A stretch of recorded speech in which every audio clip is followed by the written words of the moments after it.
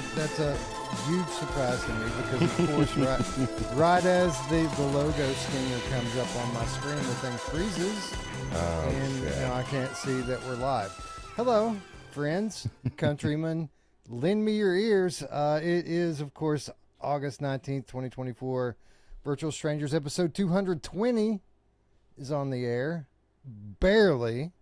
I am your host, Wes. With me, as always, is my good friend, Ruuts. Ruuts, everything's going to hell, man. I'm just laughing because, just Wes is just trying to get the YouTube thing to work on his end for like the last 5-10 minutes. And, of course, you need one more technological thing to go wrong. I did want to shout out to Ben Dowswell, who says it's his first time here as a live. And as a matter of fact, it's his first live YouTube video of all time. This is it. This is his first one. And we're it. Wes, we broke his cherry, dude. I'm so happy. I love it, Ben. That's awesome. VR SpryGuy says I'm in the left ear only again. What? How weird. Okay, so what do we do? No show. No. Oh, actually, well, I guess we fixed it last time just by... Yeah, we went over to desktop audio, but this is pissing me off. Yeah, we got to. That's just one more thing we got to figure out. And while I'm gonna mute you here, Wes, and switch you over. And while I'm doing that, I want to shout out to Gamertag VR for also taking a little bit of the time because we were trying to figure out the audio issue. And I said, well, at least Gamertags, he wants the show to be better, and so I appreciate his delay. Google can fuck themselves. But yeah, Gamertag, I appreciate you. Oh, hold on. They still can't hear you because OBS wants to be a son of a bitch and default. Now Wes can have his velvety voice in everybody's both ears. Well, that's what I was saying, Rich. This is the one thing we all have in common is that we all want it to be better, but this is it, folks. This is what we've got. Just a fucking train wreck of bullshit and audio issues week after week, month after month, year after year. Welcome back to the Virtual Stranger Show. Yeah, at least we did. We got to experience a little troubleshooting, so that was cool. Yeah, it's our weekly troubleshooting. Ben Dowsdale, thank you for joining us live. When you might be asking yourself or saying to yourself, it's not always like this. It's always like this. There's always something we got to work through live on the air, man. 5+ years of nothing but technical difficulty. And it's across the board. Like, talk to Skiva. He'll tell you story after story of this type of stuff. It just happens. It's fun. Thanks, Quadzilla. Quadzilla says, I'm satisfied with mediocre. That's the problem. That's the problem with the VR community. We're all satisfied with mediocre. Not anymore. Up in the ante right now. We're fixing our audio. Actually, we were trying to figure out. Part of that delay was we were trying to get the audio to be louder because I guess people say it's not loud enough. And I wish I could just hit a button and like double it overnight, like instantly, and everyone like, fuck. And then I'd tame it back, but that'd be cool. But what you're saying is kind of true. I mean, we're not satisfied with mediocre so much anymore. We're only, I mean, for some time now, we've only been focusing on the very best stuff on the channel, the way that it was in the beginning for us. Like we decided then that we were only going to cover stuff that we wanted to cover and stuff that we really enjoyed. And then somewhere along the line, we kind of got away from that a little bit and started trying to cover everything. But lately, like if there's not news, a bunch of cool news to do on a Monday episode, then we don't do a numbered episode on Monday. We do something else, right? We're doing a lot more of Game of the Months on Monday instead of Saturday. We're doing some gameplay streams and stuff like that on Monday. We only come with a numbered episode on Monday when we can bring the fucking heat, and Ruuts, we're bringing the heat this week. We've got a good one lined up. It's been 3 weeks since we did. I mean, we did a numbered one last week, but that was more of a conglomeration, mixture of, impressions on the PSVR2 PC thing and some game impressions. It was a numbered episode technically, but it wasn't our standard Monday format. This is the first real one we've had in three weeks. and there's plenty to talk about, man. There is enough awesome news that I could have done another show after the one that I put together here, and I've got a big one put together. So it's been a pretty good week for VR, to say the very least. Yeah, that's good. Somebody said my voice is a little quiet. A little quiet. Here, let me fix it for you. But yeah, that's it has definitely been a crazy week. And Ben Dowswell says, you know who else likes it a little louder? Or I guess a lot louder. Oh yeah. Oh yeah, she does, with $5 super chat donation. We appreciate that for sure. And Thank you, man. yeah. Grandpa Barbecue says the audio is not loud enough. Don't people have volume buttons on their devices? Yeah, that's what I think too, because you know what? I do listen to the show back. I don't just put them out there in the ether and just assume that everything's good with them. I do, throughout the course of a week, a little bit at a time, go back and re-listen to the show. And I never think to myself, you know what, this isn't loud enough. Now, maybe it isn't. Maybe I just turn it up when I can't hear it and I don't think about it. But I never have the thought to myself, like, man, this was really low. It must be. I mean, enough people are saying it that it has to be true, but I don't know, man. I never, like, okay, so I was just listening to a YouTube video, which I do a lot when I'm working, driving around. And there was somebody's video and I had the window down and there was some other noise going on. And like, I couldn't hear the person, like, and I had it all the way up. But normally I don't have any issue with this person's videos. And so, like, I would imagine there's got to be something background noise related that is just making it enough to where it's annoying. Maybe, maybe even driving. That would be enough, I think. So. Well, for what it's worth, Jay Lucero says it sounds good to me. Technoglitch agrees. Sounds good. Left Control Gaming says it sounds okay on his soundbar. Maybe we fixed it, Ruuts. Maybe it's not too low this week. Maybe it was 192. That's it. Maybe it's a Ninja thing, you know? I mean, we're coming completely through Discord now with the audio. That's true. Maybe it's a Ninja thing. Yeah, that's true. I guess we'll find out. We'll find out. And GT, if you're listening to this part right now, or when you are, does it sound good, or is it? Well, no, it couldn't have been, because it was during the last episode that he said that it was too low, and we were going through Discord last time.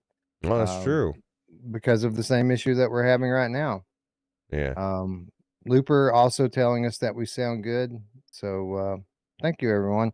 I'm not going to lose too much more sleep over it.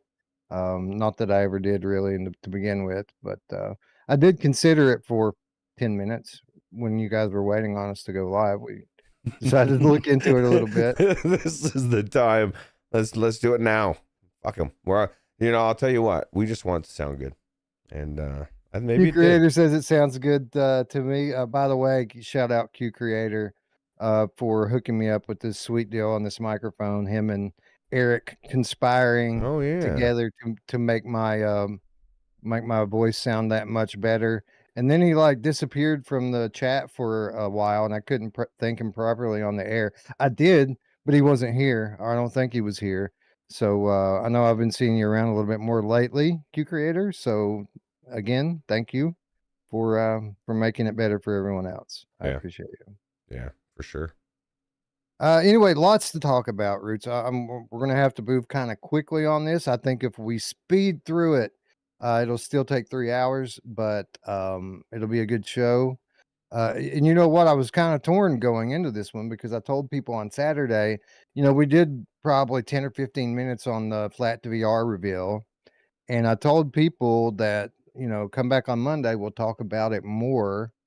And then I got to putting the show together, and I'm thinking, what can we say about it that we haven't already said about it? And there are things, of course, that I could say about it, but I'd probably get fired. So there's not really a lot more that I can say about it, but we will, just to, keep our promises, get back to it a little bit here in the intro. Just to recap for those who haven't been following along, the VR gaming showcase was last week, and Flat2VR Studios finally made their long-awaited reveal of what their introductory game will be. But it wasn't just one, Ruuts. Not one, not two, not three, but four separate titles revealed from Flat2VR Studios from a wide-ranging variety of genres and IPs. Really unprecedented what they're doing here, Roots. Not just in the mission and the vision for the for the studio itself, but very different type of reveal. Normally, a new studio will reveal one title. They'll sit on that title for 3 years, and then after it launches, they'll announce the next one. That's not what we're doing at Flat2VR. We're going at fucking warp speed, getting these things out. So, what did you think about the quadruple announcement last week from I think it's Flat2VR? I think it's amazing. I think it's the reason why everybody that I know that is involved in it has no time. They've been burning their candles at both ends, right, to get all this shit done. That's why there's 4 games. A lot of people, it's what's crazy is, well, not a lot of people, some people, it's just never enough for some people, and for those people, I say this isn't the end of it. There's more coming, and I also say, yeah, chill out, dude. Like, that's kind of extreme, right? To be all uppity about it. So Looper says, I noticed that Wrath says it's coming soon, unlike Flood Out and RoboQuest. You're very perceptive. Yeah, I would say obviously Trombone Champ is going to be the first one that comes out. We've announced that already. But you're right. Unless something incredibly crazy happens, I would say it's a safe assumption that Wrath will be the second release. Wrath is something that is almost completely done by Team Beef. It was something that they were working on before we even started our association with them. It's been in development for way over a year at this point. I think 2 years they've been working on this. And pretty much since the beginning of Flat development, they've been working on the VR version. And it's in a pretty good state already, as their patrons know firsthand. So yeah, I think it won't be long after Trombone Champ before we get a release date for this one. Flat Out and RoboQuest, those are a little bit down the line. Those are very early in development. So you're right, Looper. I would say that your assumptions are very correct here. James, does anyone know if Flat Out will get telemetry support for any at all of these platforms? See, these are the type of questions that I can't answer. I don't know the answer to that question. If I did know, I still couldn't say it right now. But I don't know. I think I share the sentiment with most people that out of the 4 announcements, this is probably the one that I'm most excited for, Roots. This seems to be the one that we got the most positive feedback from, although the feedback's been amazingly positive for all of the titles. I think for hardcore gamers like you and me, I think this is the one that drew most of our attention. What about you? What one stuck out to you over the others? I would think it's probably this one. Looks a lot like Wreckfest. I was actually, when I was pulling stuff up for the show, I was seeing that this is a game that a lot of people have been trying to play in VR for a long time with Warpacks and stuff. Has a very big following, and so I'm excited for it. But I agree with you. I mean, I don't know that I'm excited about Trombone whatever, but I see the appeal, and I think when I get in there, it'll probably be really cool. I mean, people love it, so why not? But I think that all 4 of them are good. So. Yeah, the Trombone Champ was a surprising one, man. There was so much hype behind it because it was a viral sensation in the world of flat gaming for a while, because it's so silly, it's so funny, it's a comical game. And even though it's like the most flat of flat games, like it's literally a side scroller rhythm game.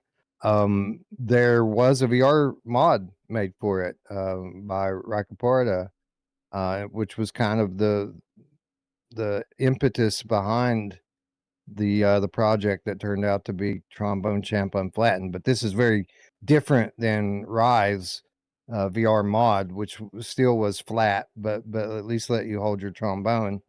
What our studio has done with this is basically completely rebuild the game from the ground up Oh, and made cool. everything 3D about it. So there is no more flat stuff at all.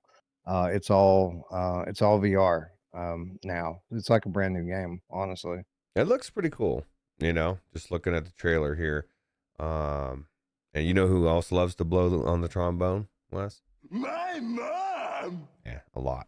No, it looks very deep, and that's what I like about flat games, and now a lot of games in VR as well, and a lot of devs are now starting to put that depth in there.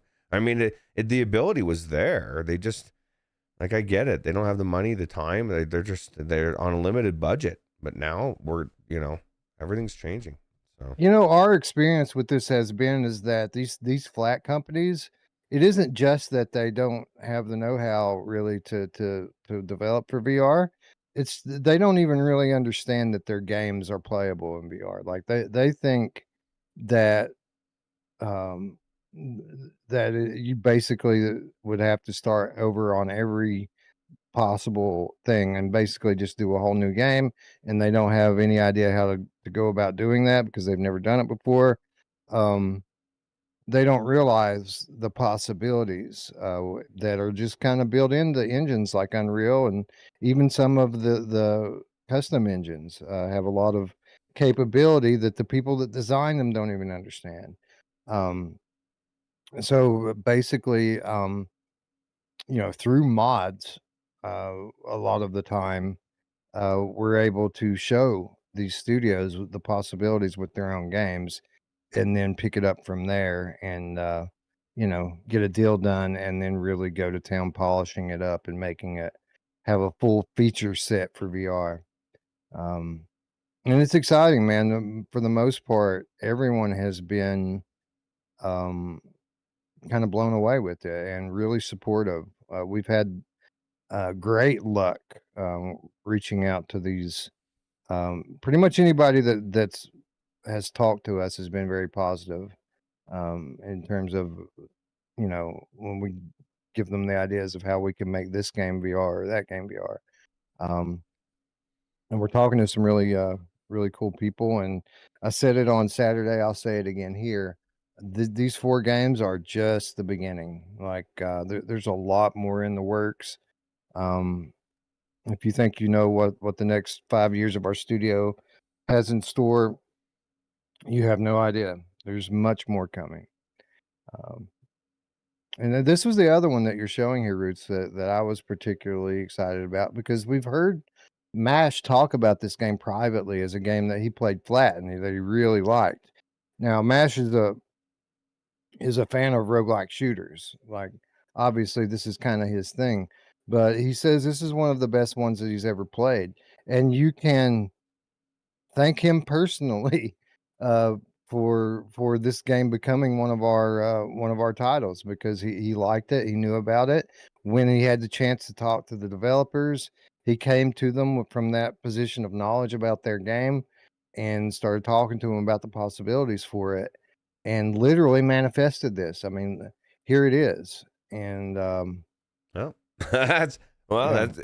it's like I said, I that's why this studio is so special, because everybody that's been brought in there is like, I don't know, everything is just gelling so perfect. Everybody's so good at what they do. And I think you're right. In the next 5 years of VR, I think this studio is going to be one of the biggest names out there for what you guys are doing, and it's awesome. So, and I think this game looks amazing. So yeah, every Oh, it game, looks every great. one of them, yeah, looks cool. So And we were amazed that these people even talked to us, because this isn't their first game. If anybody wants to do their own research into the company that owns this IP and what the other IPs that they own are, please do. I'm not going to put it out there because I don't want to start rumors, but just look into it. It's very interesting. Grandpa Barbecuer Game Cat with the Australian $5. Wes, a question. The PSVR2 versions won't launch later due to its headset and controller haptics with all your games future included. So I don't exactly Yeah, he's just follow. He's just asking if, like, most of these games, you see it all the time where it comes out on everything else, and then PSVR2 has to wait. Is there going to be is the release date going to be the same for all the games, for not only these games but all the games going forward? Are you trying to are they trying to release them at the same time? Is how I took it anyway. Undetermined at this point. Obviously we would like to release all the games at the same time on every platform. In a perfect world, that would be how it's done. But with that said, we haven't exactly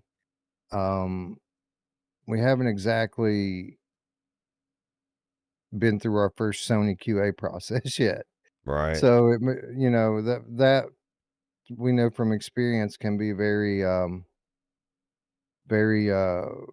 difficult to deal with. So we'll see how it goes.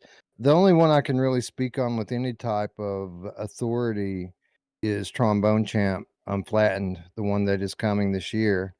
We haven't confirmed that they will all drop on the same date, but we are advertising that all major platforms will come fall this year. So by the end of the year, you should have it on every platform. That's our plan right now. Whether that's all on the same day or if there's a little gap in between, we don't know yet. We'll have to cross that bridge when we come to it. A couple questions in the chat I see here. People want to know if there's going to be crossplay in like the multiplayer games, or I would imagine that you guys are. It's weird to have like random or questions about everything in a general way, right? Because every developer is different, I would imagine, or every game, right? I guess you are the developer, so do you plan on trying to cross somebody talking to me from work while I'm streaming? My apologies. That's all right. Crossplay. People want to, or James was wanting to know if there's going to be crossplay in multiplayer games. Again, I can't speak definitively on any of this stuff without putting my job on the line, but things that we consider to be staples, we're obviously going to want to do. Right. I can't say officially one way or the other, but I would be surprised if things like crossplay and wheel support and all these things that people keep asking about that we consider to be standard gameplay features, I would expect those to be supported. You'd be pushing for it anyway, right? Whether or not. Yeah. So, and then here's another question you probably can't answer, so we might as well get it out of the way. Any price on the idea on the price of the games, 4 games? No idea. Well, I don't think so. I don't think we've announced that yet. There should be more news to come on Trombone Champ Unflattened very soon. Probably within the next month or two. We'll be doing another media wave for that one all by itself, but nothing official at this time. So you, and maybe you don't want to answer this because you have 4 different companies here that are you're working for. Which one's your favorite out of these 4? Like, which one do you think you're more excited for out of the 4? I'm most excited for Flat Out. Definitely Flat Out.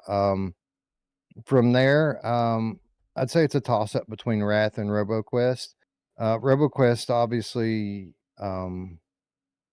probably would be number 2. It's a more modern game. Like, that game just came out for Flat. The other one is built in the Quake engine, like the original Quake engine. You know what I mean? Right. So I like boomer shooters and all, but I do prefer modern video games to old video games. So plus MASH. If MASH is because I know, like you said, he's such a big fan of that genre. If he loves the game, then it means it's good. And so now getting to play in VR It's gonna be awesome. All right, give me a half a second here to talk to Jasmine. She wants to talk about work at midnight. I guess it's not midnight in Germany, so Yeah, it's like probably during the day. That's all right. I'll talk to the yeah, chat a little bit. yeah. Talk to the chat for a moment, please. Let's see. We need Deep Rock Galactic or Lethal Company to work with Flat2VR.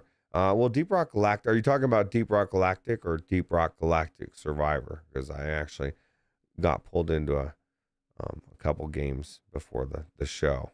And that's what I would have continued to do if I wasn't. I don't know, man. Talk about bullet hell shooters. That's such a good game. Simple but good. Space Dennison says, sup, Space Dennison. We were just talking about Flat Out VR and, or Flat Out, yeah. And then RoboQuest. I think this RoboQuest looks really cool. I can't wait to check that out. Let's see what else is going on in the chat. Flat Out was the first game I played on an Xbox. Cool driving graphics, physics, and slow motion crashes. Awesome. Well, as long as I want Wreckfest in VR. And so as long as it's close to that, but even if it's not, I mean, if everybody loves it, as long as it's true to the original game, then I'll be fine. Oh, hey, I have more chat here. Flat Out looks nuts. It does.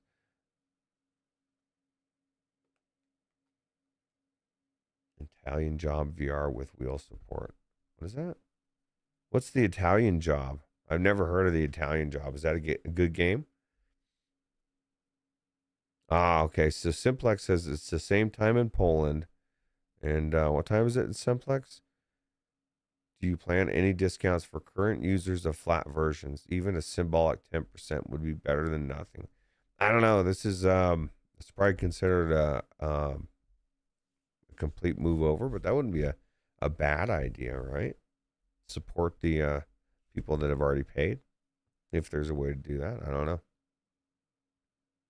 Yeah, Radio Runt says Wreckfest in VR. So that's my biggest takeaway, Radio Runt, about RoboQuest. Not that MASH went out of his way to go get this game, which is awesome, because it does look awesome. Why is he not like on the doorstep of Wreckfest, man? MASH, I thought we were friends. Do you not love Radio Runt? Don't close your eyes. Because we do. We need Wreckfest in VR. That would be awesome. All right. Thank you. Sorry about that.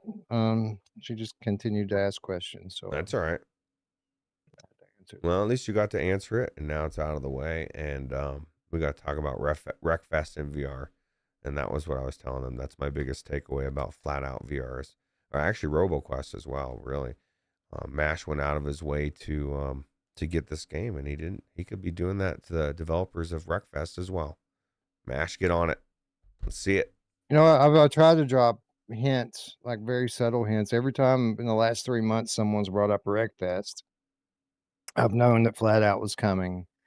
And, you know, I can't say that, obviously. Right. But, you know, I'll say, well, you never know what we might be working on. And I'll give the camera a funny look, hoping that someone would pick it up. I don't think anyone did. But and if they did, they might have thought you were doing Wreckfest. They got Flat Out instead, which is awesome. This thing looks good. We even had one person ask for Flat Out during one of the Without Parole streams about a month ago or something. And I was like, oh, yeah, you're about to be real happy, buddy. Rattling G Guardian says, is Flat Out VR a remake of the first Flat Out? Again, I have to be very careful here what I say. I don't think so. We have a lot of kind of freedom with what we want to do with the franchise and the VR game. I don't think that the VR game would be a rework of the very first one. But it's all open to us. Like the agreement we have, like we could really do anything with it. I think these, again, my opinions and speculations are my own here. I'm not on that side of the table. I'm a PR guy, and I know what they let me know, and I can talk about even less of it. But I don't think that. I mean, it could be that it's just the first flat out title remade for VR, but I wouldn't expect that. I don't I don't know. We'll see. Could be that it's one of the titles remade for VR. It could be that we do a, a flat out title um that's made from the ground up for VR that picks and chooses levels from the different games. Um, I'm not sure yet. They haven't told me that much, so I don't know. We'll see. Hooked Worm, the Hoosier Game Cat wants to know which professional hat is your favorite? Editor in chief, account manager, community relations, and then how many VR jobs do you have? So editor in chief would definitely be my favorite one, but it's the one I get to do the least. You know, XR updates kind of one of those things that I work on when I get time for it, and I haven't had a lot of time for it lately. Definitely my favorite thing to do is to be a VR news guy. I love it, and hopefully one day we'll grow to the point where that's my only title. But I mean, I do a lot of stuff that I like. I really enjoy, like, as busy as we've been this last few weeks, you know, getting ready for this Flat2VR reveal. I've enjoyed it a lot, just because, um, you know, PR is kind of my role at the company, not just for impact, but for all of our clients. You know, I'm the PR guy. I'm kind of behind the press campaign and marketing sort of things. Um, but I've really enjoyed the last few weeks with Flat2VR because so much of that stuff has gone on behind closed doors. Now it's finally my turn to make my mark on it, and I've been able to work a lot more closely with the Flat2VR team and kind of um, develop a strategy for how we make the announcement. You know how to reveal each title. Which, by the way, was not my call to do four. It wasn't my call to do four titles. Uh, I did push a bit in the early days when they said, "All right, Trombone Champ's going to be the first thing." Um, I was adamant that we should announce more than just that. You know, we shouldn't just come with that one. There should be another title, something else for people to be excited about. And they took that idea and really ran with it. They said, "Well, we're going to do three," and then they said, "Well, we're going to do four." I was like, "Okay, oh man, all right." Um, so that's what we did. We gave the idea was to really show our cards here and give as many people a reason to be excited as we could. So I really enjoyed that a whole lot lately. You know, it's one thing doing this type of work and advising clients on how to market their VR games. It's another thing entirely when it's your company and something that you're a part of. And now we're trying to decide how to market our games. It's very different. And I really enjoyed that a lot as well. Yeah, that's cool.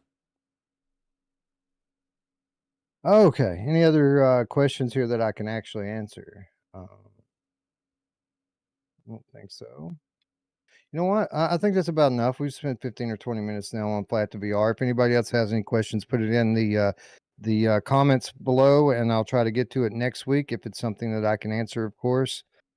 Just leave it down there. But for now, we've got, what do we have, 7 headlines this week, Roots? We should probably go ahead and say hello to our friends in chat. Friends like Technoglitch says Flat Out 2 has had a motion simulator plugin. That's awesome. Yeah, that'll make it easier, I'm sure. Absolutely. All of those work with telemetry data, or most of them. So, I mean, people were asking about telemetry earlier. Again, I can't confirm or deny that, but it would be. How far away are we from Flat Out? It's been it's early. It'd be like a year or two, maybe. Yeah, it's going to be a while. Oh. Probably a couple years, but I don't know. We'll see. I'll have a yaw too by then. So let's do it. Let's do it, Tack. You and me. Yeah, y'all 3. Yeah, I'll have yaw 4.5. I'm just kidding. It's Free VR Real Estate is here, as is Grandpa Barbecuer the Game Cat. Awesome Tatum is here. Techno Glitch, Radio Runt, Chinatown D. What up, what up, what up, what up? Good to see you all. Who else? Hookworm the Hoosier Game Cat is here as well. Ben Dowswell, Ben Dowswell. Sorry.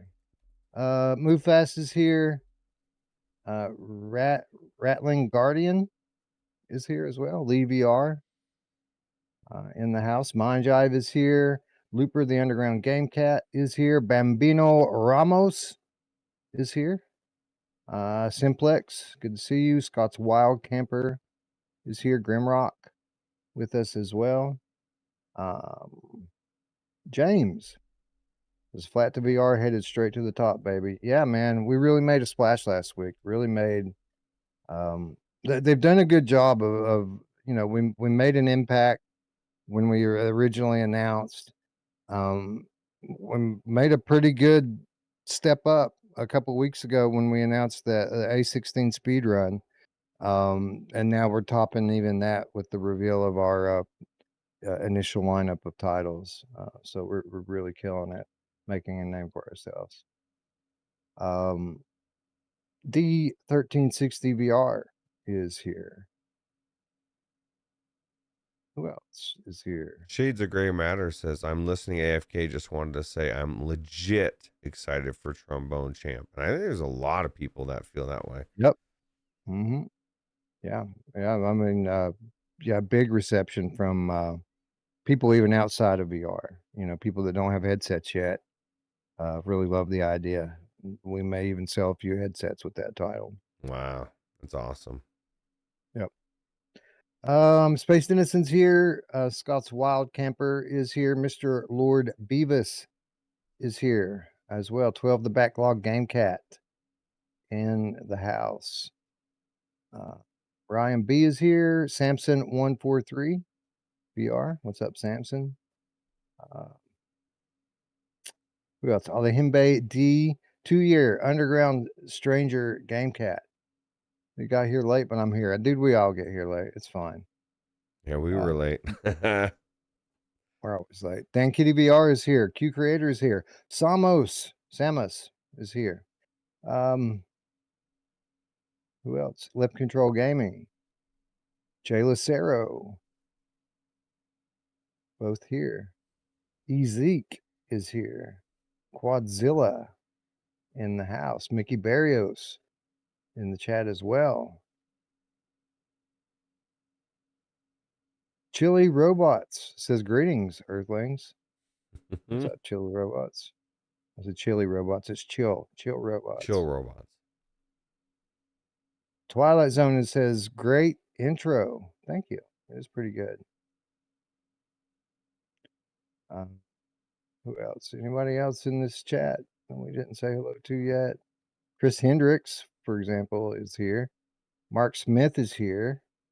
Philozix as well. Salvador here as well. That Dank Cheese is here. Anyone else? Sun WTF is here. Gabriel 004 in the chat. And that is as far to the north as we can scroll. Did we have any slippies today? Slippies like True Prophecy 22. Yeah, we had a slippy Mark Smith actually slipping out because he's got to work in the morning. So good night, Mark. Babster slipped in as well. Good to see you. Who else? Is that everyone?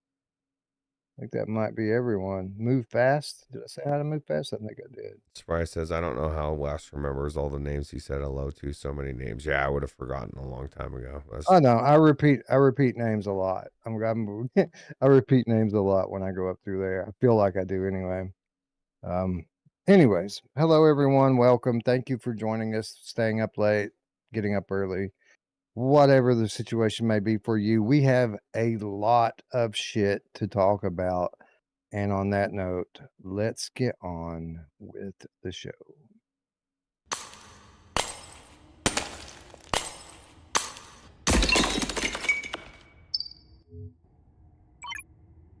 That should be enough to fix the power matrix. Let's get back to the ship, shall we? This place gives me the willies. Will you relax? The odds of this planet containing dangerous life forms is incredibly low.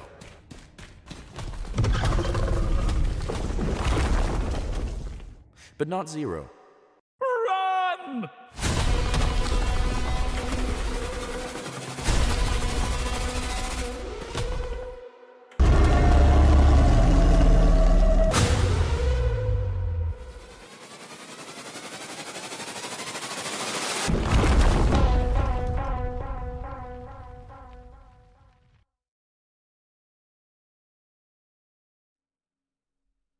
This past week, Into Black was teased by the Binary Mill. Roots, when I think about the Binary Mill, I often wonder why they don't get the same kind of reverence for their studio that the other OG VR studios got. Like Binary Mill are one of the originals, man. One of the studios that have been around since the onset, that have released good title after good title after good title. But for some reason, people don't talk about them the way that they would talk about a Servios or an In Dreams or a Fast Travel or a Vertigo. But they've given us some excellent games. They started out with like Gun Club, I think was the original one, but they gave us Rush VR.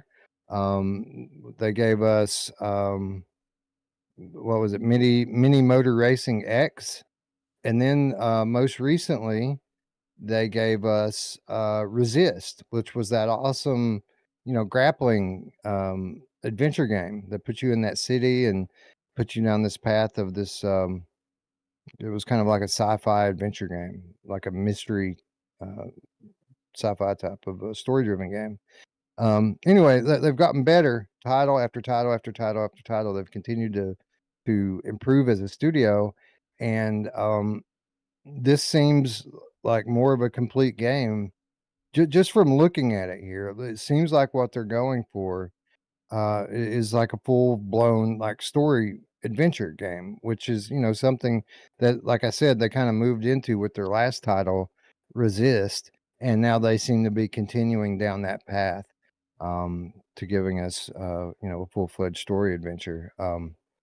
I think that they're not showing us very much here with this short teaser, but what they are showing us here, it has a really cool vibe to it, and certainly makes me want to know more about it. Yeah, no, it looks well, for one, production looks good, and it looks like you're mining something. I've been doing a lot of Deep Rock Galactic Survivor mining, so I know what I'm talking about. But no, it looks actually really good, and it's coming in October, so we don't even have to wait that long for this one either. 4 months or so? But I guess we'll find out some more information about the game as we get closer to it coming out, right? Well, you'd think that there would be no more noise around this, right? Like I mentioned a moment ago, this is one of the OG VR studios, and they announced this game. It looks really cool. I tried to find an article on it, Roots, that I could read for the show today. Nothing, not a single article in all of the VR media about this, and it just kind of blows my mind. So I did a little bit of sniffing around, Roots, and asking around about this game. And as it turns out, I was able to find out some information about it from an undisclosed source. So if nobody else wants to do do their job and report on the news around this one, I guess we'll do it, huh? Yeah, absolutely. Well, what did you find out? That sounds intriguing. Well, Ryan B in the chat says, I love Resist. Yeah, I thought it was great, man. It was easily their best game. Now I'm a big fan of Rush. Don't get me wrong. I love Rush. But I'm more of a single player, story driven type of guy, right? And beyond that, they really had a really cool grappling mechanic in that game, and it felt really good to traverse the city.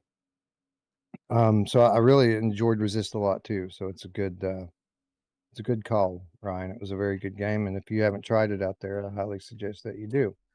But yeah, I was able to find out a few details about this one, some of which you're probably going to be surprised about. um, because I thought I had this game completely pegged from this short teaser, but there were some details here that I weren't definitely was not expecting. So let me kind of get in here and start scrolling through my DMs and tell you what we learned about this. 0. All right, give me just a sec here. I zoomed into to play this, to have the footage of this trailer in the background, right? And for whatever reason wants to put the audio in, which wouldn't be a problem, but since the audio of is you, I'm glad Yeah. I could hear it. I was like, oh no. So All right, so let's see here. Story-driven sci-fi. We've worked that out. Action adventure game. So yeah, it is what it seems to be here. This isn't a story-driven action adventure. There are some funny parts in the game, they say. Most importantly, you can play it single player, but you don't have to play it single player. The campaign supports co-op routes, and oh it's wow. drop in and drop co-op. So you can start playing by yourself. Routes can jump in and join the game like Stormland we played on Saturday, where you could just kind of join me while I play. Same case here, but unlike Stormland, you can play through this entire campaign with up to 4-player co-op. Oh wow. So that was kind of the first big surprise to me here, is that this not only is a story-driven action adventure sci-fi, but it's co-op. It's a co-op campaign with up to 4 players, which is awesome. That is awesome. It looks like it is another candidate for playing with the PlayStation VR2 headset with the OLED, right? A dark. Well, I believe, now I don't quote me on this, but I do believe that at least at launch, this is Quest exclusive. I don't think this is coming to any other platforms right now. Maybe down the road it'll come to Steam or something, or PlayStation, but for now, this is a Quest game only. Well, I guess it'll still be good with my Quest Pro then, with the backlit. And they didn't tell me that, but I think I read that. My source didn't tell me that, but I think I read that on their Discord. I think one of their team had said that, but I could be wrong about that. Join their Discord for yourself to find out. Yeah, Looper says it's Quest exclusive. He thinks, yeah. So thank you, Looper. So yeah, sci-fi action adventure. It's got some funny stuff in it. Obviously, from the trailer, it's also got some scary stuff in it, which I like. A lot of navigating dark areas by a flashlight. But as a whole, it's mostly an adventure game with a lot of exploration and resource gathering. And that's something that you kind of notice, is that there's some focus there on gathering resources and mining, right? Yeah. And this is the thing. Yeah, I don't mind gathering resources if it's incorporated into a progression and gameplay. That's what makes games, draws you in, makes you want to play it, right? Like that's part of a game. And so that makes me, when I see that, it makes me happy. I say, okay, there's depth to this game. So ask him, all right, so if there's action in this game, is it going to be like super arcadey action, like fast paced with tons of enemies that you just blast away, or is it more slow paced and deliberate? They say it's somewhere in between. It's not just constantly killing, hordes like some kind of wave shooter, but it can get intense at times. So it seems like, the story may put you in some area. You're in there mining, exploring, looking for resources, and then like all hell will break loose and you'll have to fight your way out. Like any good adventure game, right? Yeah, absolutely. I asked specifically about progression systems. I knew that that's where this would go. And yes, there are progression systems there. You can upgrade your weapons, you can upgrade your tools, you can get new abilities for your character. And lastly, the last thing I asked, of course, is this is not going to be a roguelite, right? It's not procedurally generated. And they did, in fact, confirm that no, this is not a roguelite. This is a written game with written levels that you will play through either by yourself or with friends. Nice. So I think that that's all the information that I have on that. But for what it's worth, Every question I asked about it, my source was able to answer, and every answer they gave was exactly what I wanted to hear. Yeah. So I'm pretty excited. You know, I was mildly excited for it when I saw the trailer, when I learned that there's another um, title coming from the binary mill. But I got much more excited when I learned that it's exactly my type of game. Like it's a dark sci-fi action adventure that I can bring my friends if I want, but I don't have to. There's progression systems behind everything that you do. There's fighting, but it's not always fighting. There's a lot of exploration. Like they're saying all the right things here as far as I'm concerned, and I can't wait to learn more. And from what I understand, we won't have to wait very long to Yeah. learn more. And it looks good. Yeah. It says October, coming October. So that's not too far. Nope, couple months away. That I do believe that there's going to be a larger reveal. Obviously, before then, all that they've dropped so far is just this short teaser here, and then there's a video on the tweet that we linked into. I don't think that it's exactly the same. It might be. I could be wrong about that. Um, but it's cool, man. It looks good. Just more proof positive that standalone is catching up. Like obviously, there's a graphical deficiency there when you compare it to PC or even console.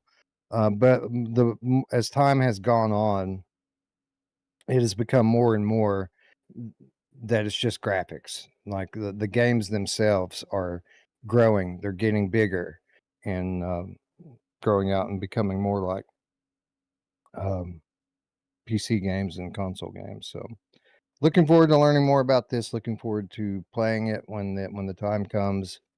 Shout out to the person who helped inform us all on this game. Thank you. I appreciate it. And definitely stay tuned. Make sure you subscribe to the channel here if you're interested in the latest on games like this.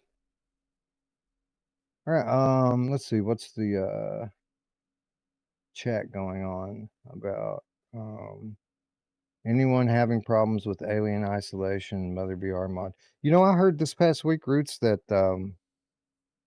we're coming up on the anniversary for Alien Isolation. It may have been in the Discord that I read this, and that there are some announcements planned around that.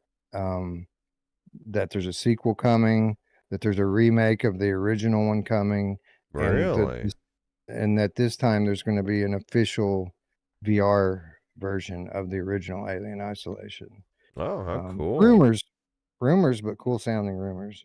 Yeah, that's cool. It makes me wonder why the mod's not working, you know, for, yeah, I don't know.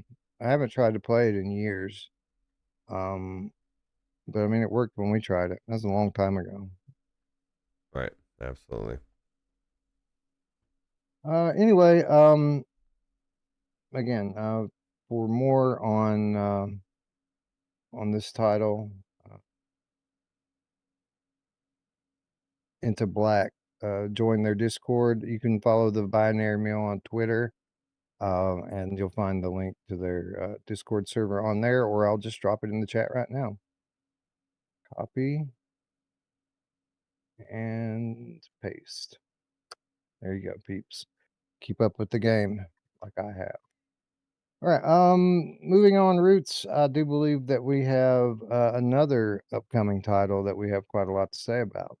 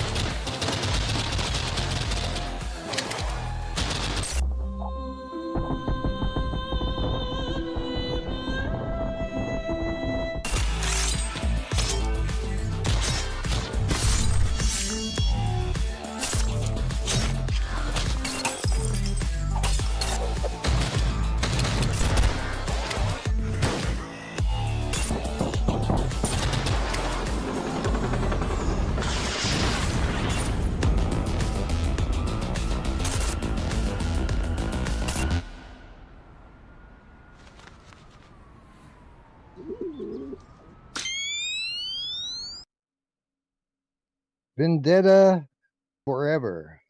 This one, another October release, this time coming to us from In Dreams.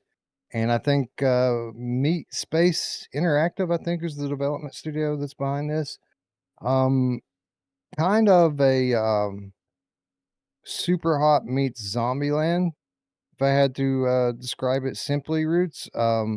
This was another game that was revealed at the VR Game Showcase, but it's a game actually that I've had access to for a little over a week at this point, maybe close to 2 now.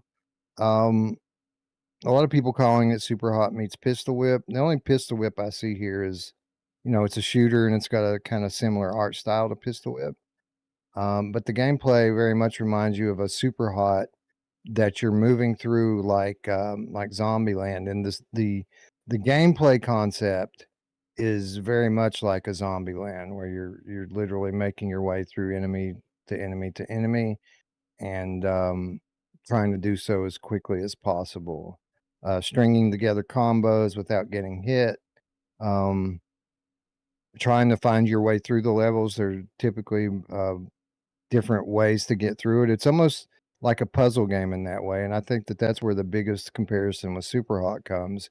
Is you're not just going through all the time and killing all the enemies, but instead you're trying to find the best path through the level, and the way you do that is by determining the order that you're killing people in and the method that you're killing them. Yeah, I think it's way more than even that. It's got so much, like people say super hot. They say, and I agree with to some extent, and I agree with the Zombieland. And I can kind of even see the Pistol Whip. But what's cool about this is like, okay, so every one of those games is one directional.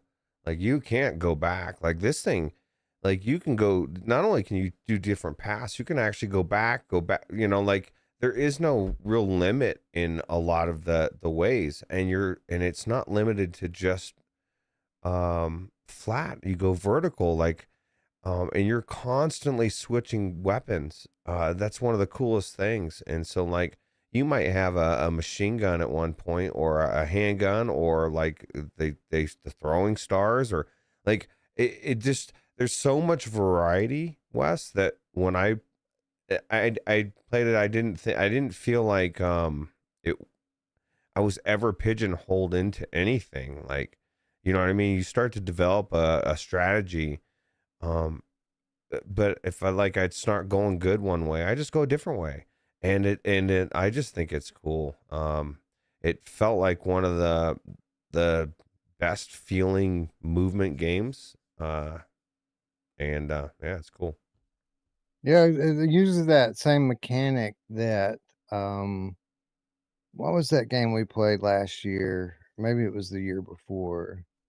RU-77, and then there was another game that came off of that, Desperate Vladivostok or Right, something like where you that. were switching weapons. Yeah, Absolutely, that's right.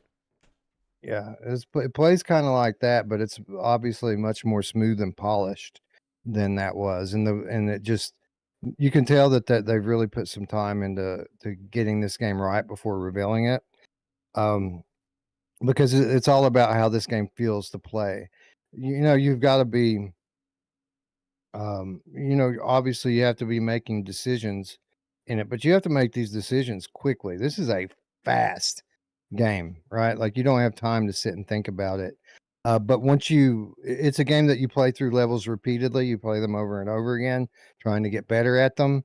And after you get some time under your belt, played it for an hour, 2 hours, what have you, you start to develop the ability to kind of improvise. So you have a plan that you're going to go through the level and kill this guy, this guy, this guy, and take that path. But sometimes you kill the wrong guy, and it's not a game that lets you sit still and figure out what you're going to do. If you sit still, they're going to blast your face off with a shotgun, and that's going to be the end of your run. So you have to, on the fly, make decisions and change your approach sometimes. And sometimes that means like you're expecting to have a gun in your hand, but instead you have throwing stars or something. Or your gun's empty. Ran into Yeah. that a lot, you know. Yeah, if you get that shotgun, man, you got to be dead on with it. And like the guns are randomized, so it isn't like every run's the same. Because they have a pistol. They have a couple different pistols. They have like a submachine gun. They have a shotgun, and they all have different Recoil. amounts. You have different amounts of shots and different recoil. And the ones that have heavy recoil, like you can't just sit and blast and blast and blast. You have to take your time and wait for the gun to come back down, or you're gonna miss. And with that shotgun, you got 2 shots with it. If you miss one and your enemy has armor on, then you're not gonna kill him and you're gonna get killed. But That's the game is happening so quickly that a lot of times you don't even get a chance to think about what gun's in your hand. You don't know until you start shooting it. that's the cool thing Same. too, is like the armor isn't just body, it's like head and like there's so much strategy, there's so much thought put to so many things in here. And it was actually kind of a workout last night. At least it got me moving, Dude. right? I was literally when I got done playing this last night, like I had to take my facial interface off of my Quest and take some paper towels and clean it up, get the Yeah. sweat out of it. It I'm felt gonna have to find a facial interface replacement to play games like this. Like my arm hurts, the back of my hand and my bicep on my right arm hurts from playing this game so much yesterday. What's funny is I was gonna say it kind of reminds me of pistol whipping a little bit like that way. Yeah. You know, and you know how like a lot of people thought, well, I'll just work out by playing pistol whip. Well, do this game because it actually is fun. Pistol whip after a bit to me gets so monotonous and it's cool, but it's not like. Oh, let me ask you this: did you try to shoot the DJ, Wes? I know I you did. I did. tried a couple of times to shoot him. Yeah. Yeah, that's my biggest complaint in dreams. I wanted to shoot that DJ and like get a special star or something, or have something weird happen. Have some Well, boss come run out all pissed off. Oh shit! Well, that's the crazy thing. Like the kind of goal of each level switches up. Like some levels it'll be kill every enemy and escape. Some Some save levels it'll be somebody. like it'll be like make it through and don't kill any innocent bystanders. Um, yeah, it's really interesting how they change it up. But what you're saying about pistol whip is actually very valid here. It's my only concern with this game is that it, keeping it fresh, right? Because pistol whip's a great game. I just got tired of it after a while. You know, even with the new levels, after a while, it was just like the levels were so samey that it really didn't matter that they were giving it new levels. Yeah, but this has got all the altered paths and stuff, and I guess it just That's it. Yeah. because pistol whip was it's just you're on a track and it's a rhythm game, you know, and this is Yeah, this so something different. yeah, so that's my thought on this is like I think this game could be a pretty big hit for VR. Obviously, with the art style, this is a game that's going to look and play similar across platforms. Everyone's going to get the same experience. I feel like. Um, but with that said, they're going to have to keep people entertained. There is more variety than in the gameplay than there is in a game like Pistol Whip. There is branching paths. There are randomized weapons and a full arsenal of different things. There are modifiers that you can add on if you want, like Pistol Whip. But I think a lot of this game's success is going to be determined on how they support it. How many levels is it going to have at launch? Right. And how often are they going to offer DLC for it? Because I think this is could be a better game than Pistol Whip.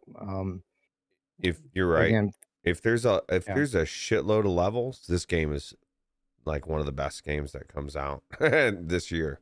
You know what I mean? Like, because the gameplay that I had so much fun playing it, and it's a legit game. Like it just it does what it does very well, and I want to play more levels. So Yeah, me too. So we played through a demo. The demo itself had 5 levels, so I got to imagine that the game on launch is going to have significantly more. I would say 15 or 20, but I don't know. I don't know the answer to that quite yet. But if you watch the the trailer that we let in with. There are a lot of scenes in that trailer that we did not see in our demo. We've got Xander Deha, I guess. Yeah, he's the creator and developer. He says there's a shitload of levels. Well, there you go. Nice. That's what we want to hear. For clearing that up. Yeah, thank you for creating something that was so much fun. I legitimately had a lot of fun, Wes. And this is one of the things too that I didn't mention that I wanted to mention, like especially in this first level. You're going around corners and stuff. You don't know what you're teleporting into when you grab a gun. You're moving to that spot. Okay, so sometimes you end up in spots. Like I'm like, where the oh shit? There's a guy behind me. Like you're not just going in, and in a lot of games, everything's right in front of you. Right. This is all you're teleporting into a room, and who knows what the hell's going on in that room? They might be playing poker, Wes. Oh, there you go, blackjack. Actually, no, poker. Yeah, that was cool. Yeah, too. you're absolutely right about that. And I'm pretty stubborn, Roots. Like the first, I don't know, 60 or 90 minutes that I played of this, I did it in my chair. I was like, you know what? I'm gonna top the leaderboard, and I'm gonna do it one-handed sitting down. There's no way. I tried like hell. I had to get up. Eventually, I had to get up because I was getting close, but wasn't getting where I wanted to be. So this game actually got me out of my chair for hours. So that's should tell you a little something about how fun this is. Anybody that follows us on this channel knows that I never stand up to play VR ever. So yeah, this game's getting me out of my seat. Yeah, because you need to whip around, right? You need to be able to duck and too like. slow. Well, and the bullets are Yeah. flying at you. They're like you said, they're constantly shooting. So you have to be moving, kind of like pistol whip in that reaction as well. Yep. So Yeah, it's exactly like pistol whip in that, because they'll throw you in a room with 10 enemies, and they're like you said, they're all around. They're behind you, they're in front of you, they're up the stairs looking down on you from a a balcony or something. And if you stand still, you'll get shot. You have to duck, you have to dodge, you have to give yourself a split second to stay alive. Now the game does use aim assist, so I mean that it's kind of necessary here. You really need it to be able to make it through these scenarios. I think you'll die pretty quickly if you don't have that. It's not like complete aim assist. Like you do have to be in the general vicinity. You have to be pointing in the direction that you're intending to shoot. But yeah, you just basically you have to buy yourself a split second so you can get that shot off. Because if you wait a full second, they're going to kill you. Very challenging, very fun, very unique mashup of gameplay mechanics that we've seen in other games, and a lot of replayability here. You mentioned that there are multiple paths. Some of the paths lead to a dead end. Like you'll get halfway through a level on a good run and decide to see what's over there, and it just turns out there's a few enemies over there and nothing else. So you'll have to back up. There's a backup mechanic, even though you're moving forward at all times. You can use your button to back up. And if you're like me, you just kind of develop a process where the first 10 or 15 times that you play through a level, you're just exploring the level. You're learning where the enemies are at and thinking about what the best path might be through it. And that's going to vary depending upon the goal. If your goal is to kill every enemy in the level, you have to plan around that. If your goal is to get through as quickly as possible, which a lot of my early gameplay is, it's all about doing it as quickly as possible. Um, then literally you're trying to decide how many enemies you can not kill, right? How many guys you can skip by to and not get shot.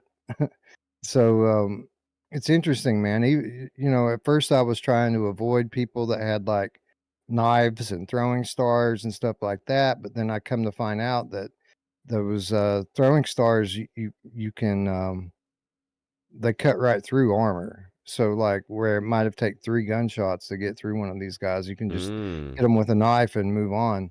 There's Well, lots of little stuff strategy like there, that you learn. Yeah. right? So A tidbit. I guarantee Yeah. you started carrying a star with you, right? In one hand and a gun in the other. That's what I would do. Well, that's my next kind of adaptation. You know me, Roots. I don't dual wield. I do everything with just my right hand, and I see myself on my next session trying to incorporate my left hand more. If for nothing else, just to carry an extra weapon for certain situations. Because there are situations where you're going to need as much firepower as you can get to take down a boss or what have you. Take your Um, have your left hand be your like heavy weapons, whether it be a shotgun or throwing star, something that is gonna hit somebody quick and hard, and then you have your main gun or machine gun. That little Uzi worked very well. you know, a lot of people on the Discord said that. People were comparing notes about their quickest times, and they said that the runs that they had the best success on were the ones where they kept getting submachine guns. It was my least favorite. Hmm. Um, because the recoil is so heavy on those. True. I'm way better with a pistol like than I am with submachine gun. My experience has been, and again, I'm doing this all one handed, right? I'm all just playing it with my right hand. Um, I'll get halfway through a run and be flawless, and then I'll grab that submachine gun, and for whatever reason, I'll miss because of the recoil, and I'll have to start all over again. So it just goes to show you that everyone plays it differently and everyone has different talents. Right. I like to be more accurate, you know, so like getting pistols and revolvers are the ones that I kind of look for. The shotguns and the submachine guns that most people like are the ones I don't want to get. Well, that gives you variety too. You know, the amount different weapons, and because you're not it changes, right? That's random. So you just never know what you're going to be able to get, and you kind of, it's not like you're sitting there, you have the time to pick and choose either when you're killing people. It's so fast paced and you're moving so fast that you're just using, oh shit, I don't even have a gun in my hand. This is a Yeah. knife, you know? Like I just I'm grabbing stuff so quick. But I love fast paced games, and I love that we're starting to see developers not be afraid to do it, right? Like clearly, um, even if there's some people that get sick out there, I don't think most people will. And I'm not being rude. I just, I kind of care about myself because I don't get sick and I want to play games like this. So, but Yeah. I think people are starting to figure out that we don't need to pander to non-VR gamers anymore because they're not playing VR games anyway. We need to start giving VR gamers what they like, and then if right. somebody wants to come in and try VR, then let's have options for them. Let's not let them be the default, right? Yeah. But no, you're right. It's very fast paced. I like that it's a unique idea that you can only really play in VR. I don't think we get enough of these games that think outside the box and really use the VR platform to its full potential. I feel like this is one of those games where it's just completely unique. And if you were to play this on a flat screen, it would just be boring. Um, but in VR, it makes you feel like John Wick or something, you know? And that's kind of what VR needs to be better in almost every single way, better than a flat game. And that's what this time, you couldn't play a game like this. There's games like this, but it's just not the same. Flat. It's not the same as catching the guns out of midair and Right. zooming through a level, right? Zooming and then zooming up, like that was my biggest takeaway too. All of a sudden I realized people above me, and I'm going up the building now, and I thought that was cool as well. Yeah, no, it's pretty awesome. Xander in the chat says that there's some PSVR2 specific work happening for it, adaptive triggers and face haptics. I think that sounds awesome. I would advise you to put a toggle on them because this is a competitive game. The whole point is to chase the leaderboard in this game. And as cool as adaptive triggers are, as cool as they feel, that they can bring fatigue with them. We've seen this with other, not many, but there are a few shooter games that are just heavy action games, and they'll get your arm tired. And that's something that you don't want if you're trying to chase the leaderboard and push yourself up. So for the sake of balancing, I would say put a toggle on that stuff and definitely leave the haptics in. We Right. want all the haptics we can get, but those triggers you might want to make optional. You could make it like a super realistic mode or something, right? Like anybody that wants it to feel like a more realistic gun, and then, or you could even just call the version that you're talking about the arcade mode, right? Like that, it's not, it doesn't have the leaderboard mode or whatever. So yeah, absolutely, and be haptic support. We want be haptic support. Thank you, please, and thank you. Yep. So many bullets flying in this game. You should be able to feel them all. That would be, see, that's the thing that I think bullet gun, especially this, and you're getting hit. You might not be dying, but I'd love to be able to know that I'm getting hit from behind. You know who loves getting hit from behind, Wes? My mom. Yeah, she does. But yeah, I agree. I think haptic support would be amazing. Live Control Gaming says, or you can just get good. Yeah. Hey, I'm trying, bro. I'm trying to get good. And obviously, this is a game that's coming in a couple of months, and there are aspects to it that I can't talk about just yet. But I will say, tune in next week. We'll have more to share then, I think. Yeah, anyway, I'll leave it at that. What did you think about this, Ruuts, before we move on? This was probably the level I struggled with the most. Was this melee samurai level? It's very different to the shoot 'em up that all of the other levels give you. Yeah, it's definitely different, a lot more difficult, and I agree 100%. But that's the thing, that's what I love about it, is each level is different, different, like you said, different goals, different, maybe you're going for, trying to kill out the VIPs or whatever the different modes, but I think it's cool. Yeah, definitely very different to any of the other levels, because you have to come right up on the enemies to kill them, and you can't dash to them until they get within a certain distance of you. So that they make you play defense for a minute, deflecting bullets with your katanas before you can get close enough to start moving in it, and it really changes up the gameplay in a significant way, and just makes me wonder what other kind of things they've got cooking in the levels we haven't seen. Yeah.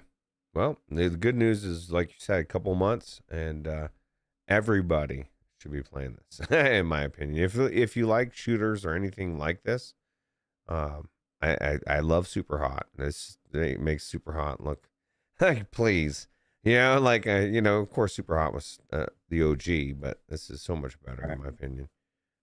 Yeah, it's great. I think it's a good comparison.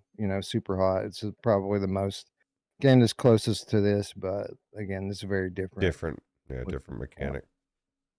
Anyway, much more to come on this game. Shout out again to Meat Space and In Dreams for giving us early access to it. A lot more to come on it next week. Make sure you're subscribed, ring the bell, and we'll be back to this one for sure.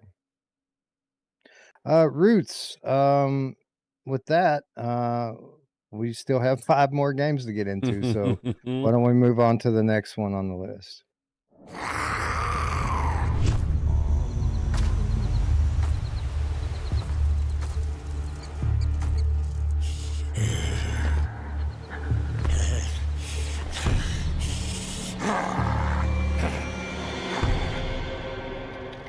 Hey, a radio. Hello, anyone there? Someone's broadcasting something. A refinery. I need to find my way there. Alright. Ooh, let's do this. Damn it! Shit! God! Ah! Ah!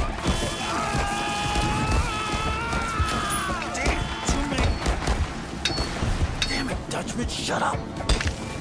Holy shit! Hey, exactly what I needed. Want some of this? Come on, motherfuckers. Let's do this, Fred. Fred?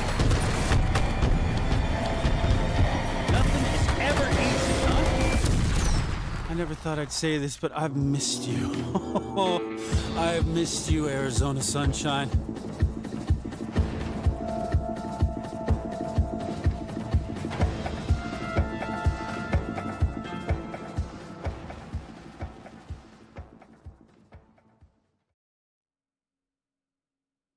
Arizona Sunshine Remake brings a true classic to PSVR2, MetaQuest, and Steam VR. Ruuts, what is old is new again, thanks to the team at Vertigo Games. We played Arizona Sunshine 2 late last year, and we're really blown away at kind of the jump in quality that their engine has taken from the first game to the second game. Obviously, with After the Fall being a big stepping stone in between there. But Arizona Sunshine 2 was very much Arizona Sunshine 1 with better graphics, better gun mechanics, progressive dismemberment of the zombies. Just a next level, next gen game in every aspect. But now we get to go back and relive the original, remade from the ground up in the new engine. And I think that's awesome. This is probably the game that I have played start to finish the most times out of any VR game, any game in the library. It's an absolute classic, a game that I love, and I'm glad that it's getting this kind of treatment from Vertigo Games. I wish all classic VR games got this kind of treatment as the technology gets better. The game continues to get better, but I'm pretty excited about this. Another VR game showcase announcement. What did you think when you heard that this was coming? I think it's smart. I equate it with, like some actors, they make a point of being in movies that a lot of the younger generation are in, especially these cartoon movies or whatever. So that as they get older, they're still there's just some actors out there that have an audience and have always had an audience because they're always appealing to that new audience. And I think this is what that is, right? Like you have a classic, and instead of leaving it as it was, which is good, it's still out there. But all the new people coming into VR, they're going to get to play through Arizona Sunshine in the new engine. It's just not just graphics either. This is like, it's got everything that we said about After the Fall and the speed of the zombies and the combat. Like there's a big difference between Arizona Sunshine 1 and 2 and how the zombies acted and how fast they were and how they attacked you. And it just changes the feel. So why not? Why would you not want to remake it if you can, and bring along all the new people for the first one? And I kind of like the first one's story better anyway. So I'm kind of excited to play through it. I haven't played through it a million times like you with your family. I played through it one time, and it was when I first got into VR. So I don't even remember as much about it. But now it's going to be amazing. So I can't wait. Yeah, it's going to be awesome. Technoglitch in the chat says, what happens when the co-op person doesn't upgrade their game? No, they're screwed. They don't play. That's what happens. What happens is that they upgrade their game, because if they want to play, they have to upgrade it. Here's the cool thing though, $10. Anybody that owns the game already can upgrade to the new one for $10. And that's not just the game itself, Ruuts. That is the deluxe edition with all of the DLC included. So all of those DLCs we paid $5 and $10 for back in the day, all of that content is included in this, all for one price, $10. And this is a game that I paid for and bought on every platform. I bought this game on Steam. I bought it on PlayStation VR. I bought it on Quest. I bought this game on Viveport, Ruuts. I have it on everything. And I think it's cool that right out the gate. Again, remember, this is Vertigo Games. This was the studio that kept Arizona Sunshine at $40 throughout its lifespan. And they've kind of undergone a transformation since those days where they're really gouging people for money. Now they're providing upgrade paths for people. They did it with After the Fall, and now they're doing it again here with Arizona Sunshine. And I think that that's awesome. And if anybody that wants to play can't find the $10 for them to do it. I don't know what to say. It's a smart move. And think about all the people coming from PSVR 1 to PSVR 2, and you owned it on PSVR 1. Now, you can pretty much, I guess, can you upgrade it to PSVR 2? Would that be, I guess it might still have to buy the whole thing then for $10. I think it was a free upgrade, if I'm not mistaken. That if you bought it on PSVR 1, I think they upgraded you to PSVR 2. Okay. Oh, no, wait a minute. No, that's not true. Because you can't play the original on PSVR 2. But yeah, I think that. Well, then there you go. And now you can play the first one on PSVR 2, and this is your I don't. app. You'd have to buy the whole thing probably. But still, I'm fairly certain though that's just a $10 upgrade to buy up. Yeah, I don't think they're going to make people buy a whole new $40 copy of the game. Yeah. That's I good. think $10, which is something that we see frequently on Sony platform. We often see games have an upgrade path. Not often do we see stuff like this on Steam and Quest, where you get a remade version of the game and they have an upgrade path available so that people don't have to buy it again. But that absolutely is the case here. I don't know exactly the details around how they're doing it, but I know that you can go into the game. You have to have it installed, they said, and you have to have the game installed. You have to go in the game and purchase the upgrade. So. Okay. Well, somebody who was in the chat was saying that it's only like Looper. It's only $5 right now, original on sale. So you could get the whole thing, everybody with all buy the it. DLC for $15. What a steal, right? Yeah, absolutely. When this game goes on sale for dirt cheap like that, which it may not anymore now that this is happening, you might not catch that $5 sale anymore. But if you do, jump on it. Get it now. Because this is coming soon. I don't know if they announced the release on this yet. I guess we could read through the article and see if it has a release date. October 17th, another October release. Ruuts, what have we been saying now for 6 weeks? That the dam's getting ready to break, that the games are getting ready to start just coming in hot and heavy. And here's 3 in a row October releases that we've talked about.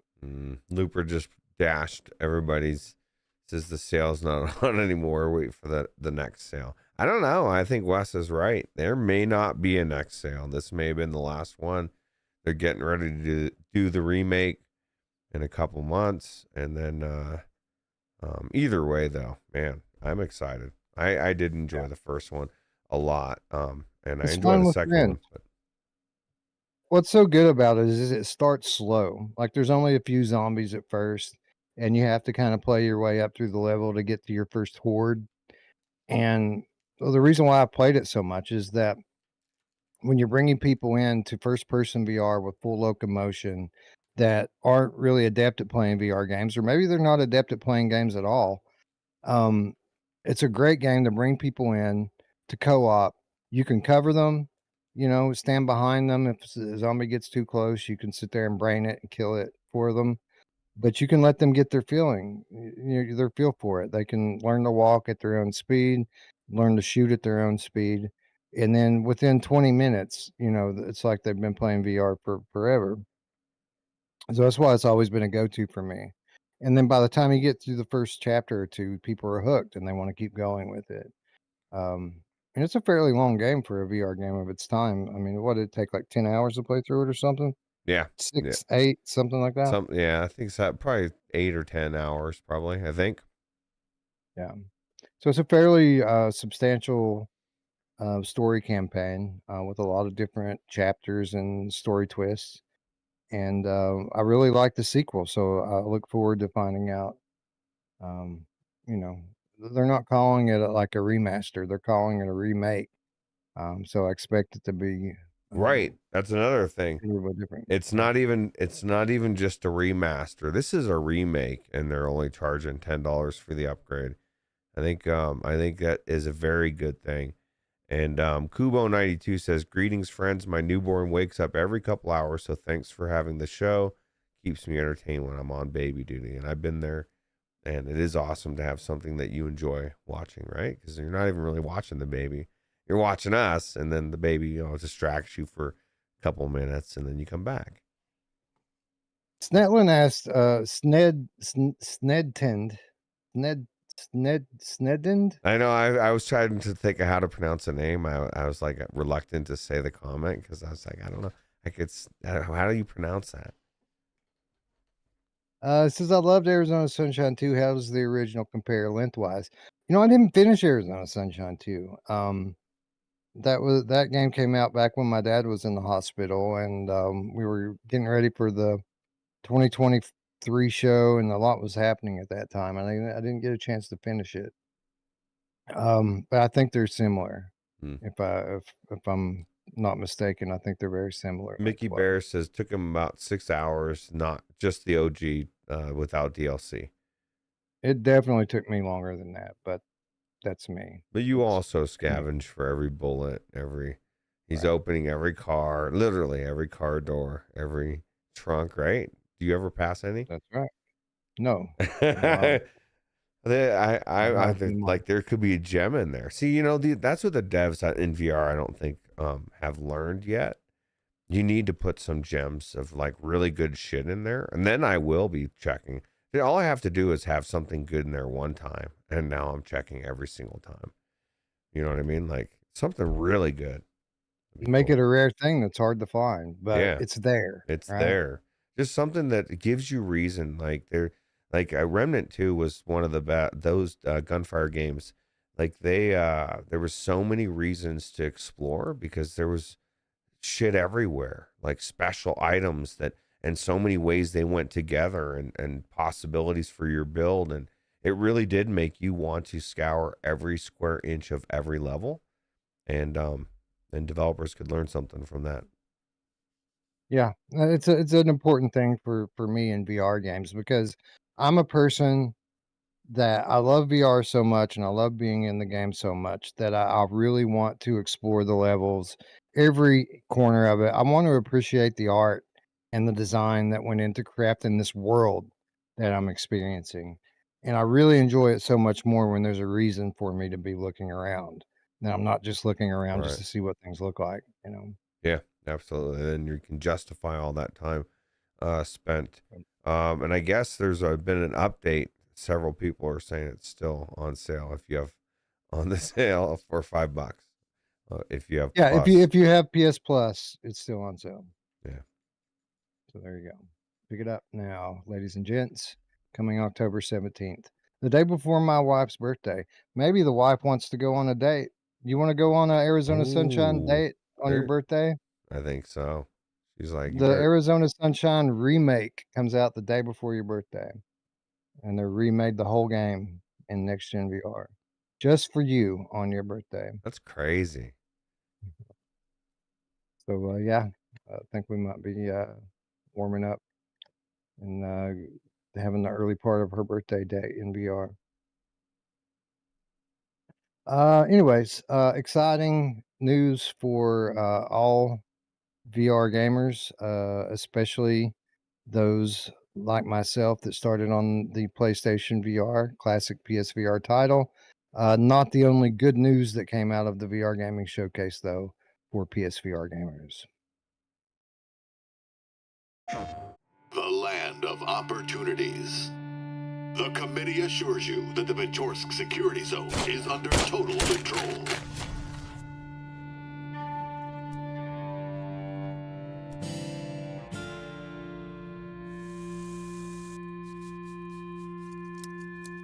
By taking advantage of our free will missions program, you will access advanced and reliable equipment.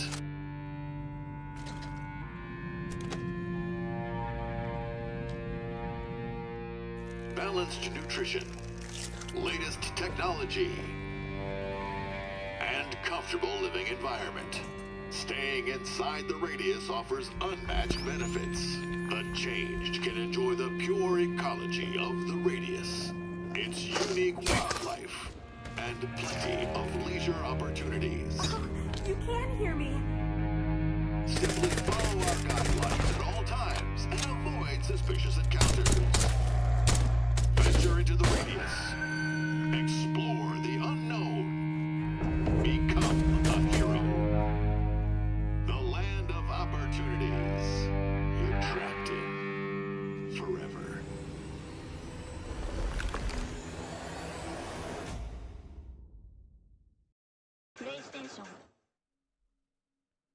Into the Radius heads for PlayStation VR next month, or PlayStation VR2, I guess I should say.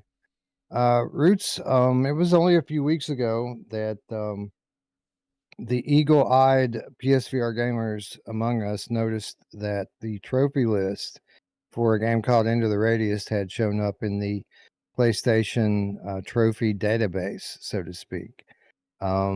That kind of blew their cover and let everyone know that Into the Radius was heading to PSVR 2 at some time in the near future. This past week during the VR Gaming Showcase, we had confirmation of that as we have our first gameplay trailer from the PSVR 2 version. And from what we see here, looks like it's going to be absolutely beautiful on Sony's platform. Yeah, it looks amazing. They need to add that to the list, Wes, of things to correct the order of when they do it. Announce this, then put that stuff in Sony. You know what I mean? And I know it's not their fault, but it's like sometimes developers, I guess, probably wait a little bit too long to announce, or they're, I don't know. Would have been nice to get this announcement not having that little bit of heads up, but it's cool. Yeah, but still, people are excited, and they should be.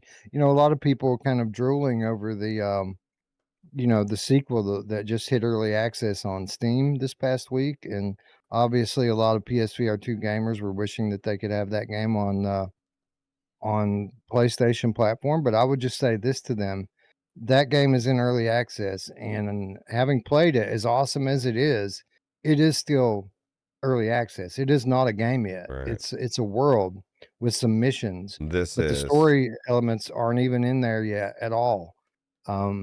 This is a full-fledged, fully polished game, and Ruuts, as immersive as this game is on Steam, it's getting the full PSVR2 treatment. Actually, I said that I thought XR Games was the port studio. It's being published by Fast Travel. Fast Travel Games from Apex Construct and all of those is the publisher.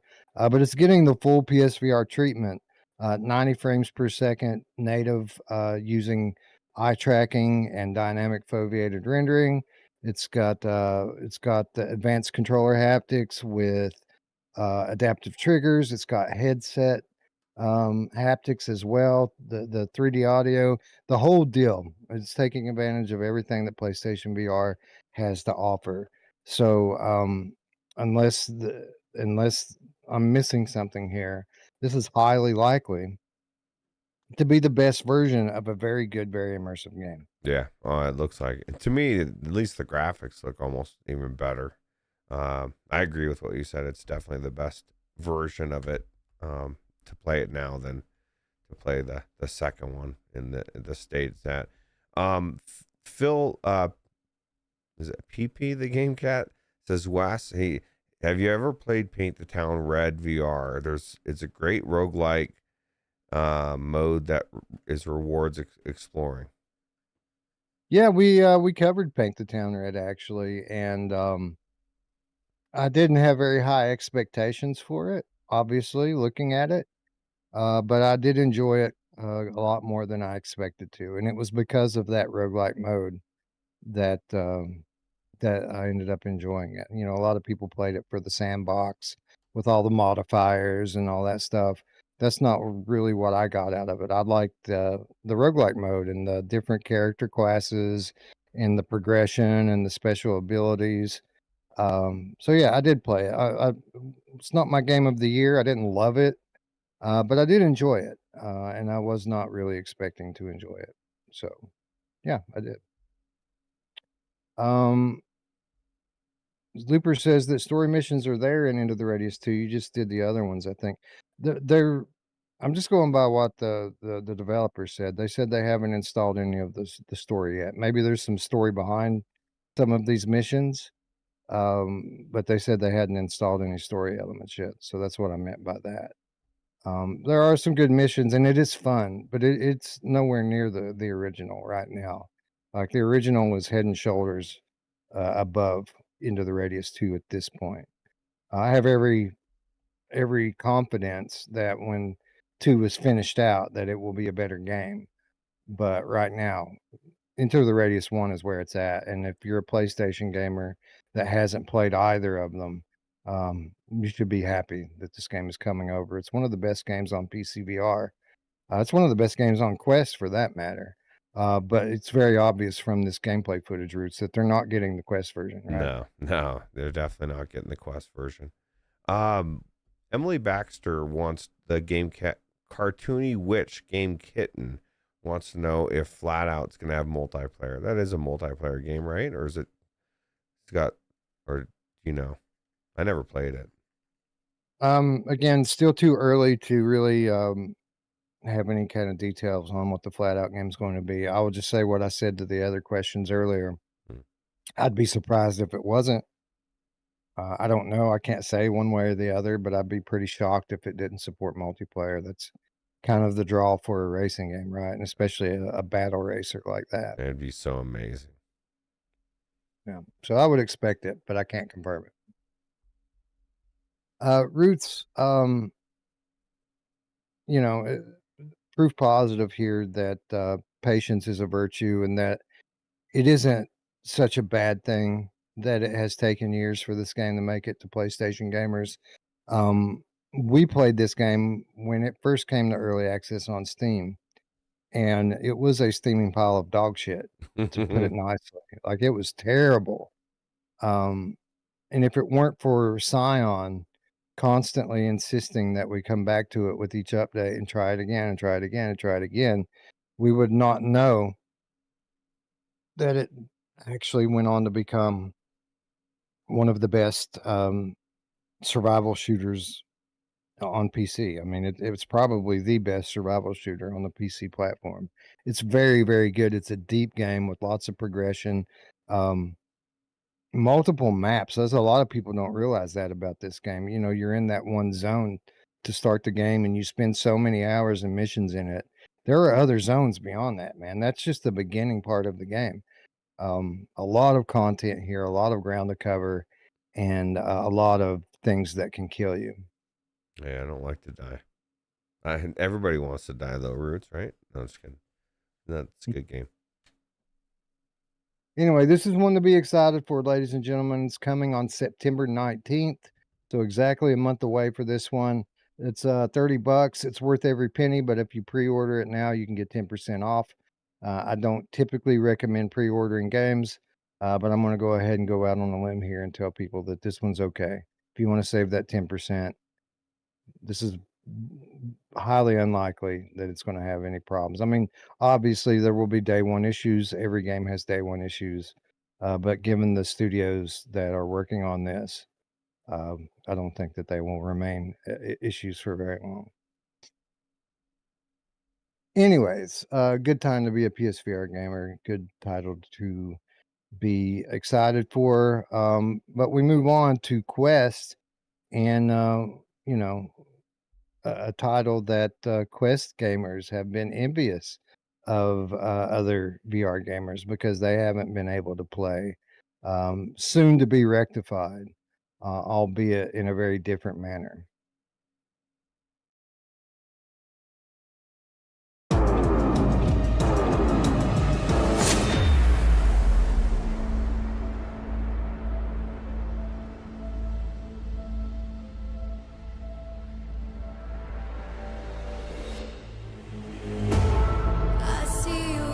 Shadows, silent and sure, still as death,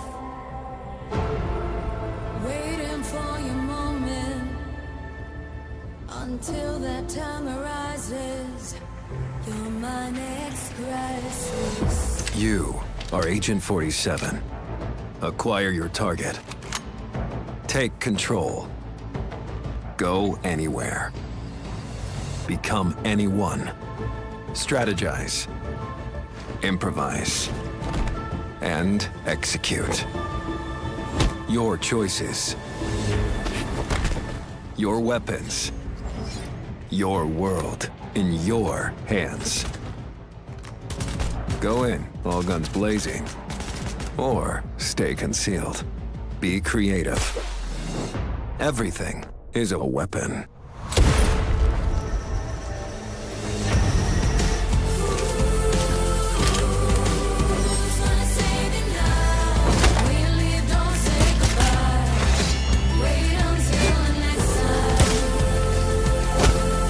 The global elite feels safe.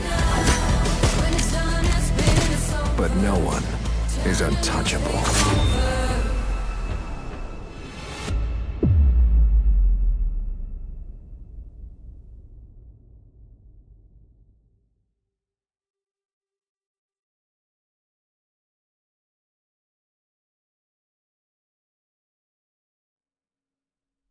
So the VR gaming showcase this past week gave us another better look at the Hitman 3 VR Reloaded for Quest. This is the standalone version of the AAA blockbuster flat game, which was supported for VR initially on PlayStation VR2 and eventually came to Steam VR. Roots, there were some questions about this when it was revealed. Obviously, Hitman 3 is a massive AAA game with tons of story content and sandbox levels. People wondering if we were going to get a watered down version of the game. Is it going to be the whole game, or is it going to be a less than VR version? And apparently, we have now learned that this is going to be the whole Hitman 3 game with all of the options, all of the bells and whistles. But unlike the PC version and the PlayStation version before it, this game is going to have all that stuff corrected that people complained about endlessly in the other game. People hated that the other game was based on gamepad controls and that you didn't have full control of your hands, that a lot of the interactions, all of the interactions were all button presses in the game instead of you actually grabbing and operating as you typically would in a VR game. All of that stuff has been remedied for this version of the game at a price. Of course, everything has a price. And the price that you're paying here is that you're getting a new art style instead of the photorealism that the PC and PlayStation version went for. You're getting a much more Quest-like cell shaded look to the game.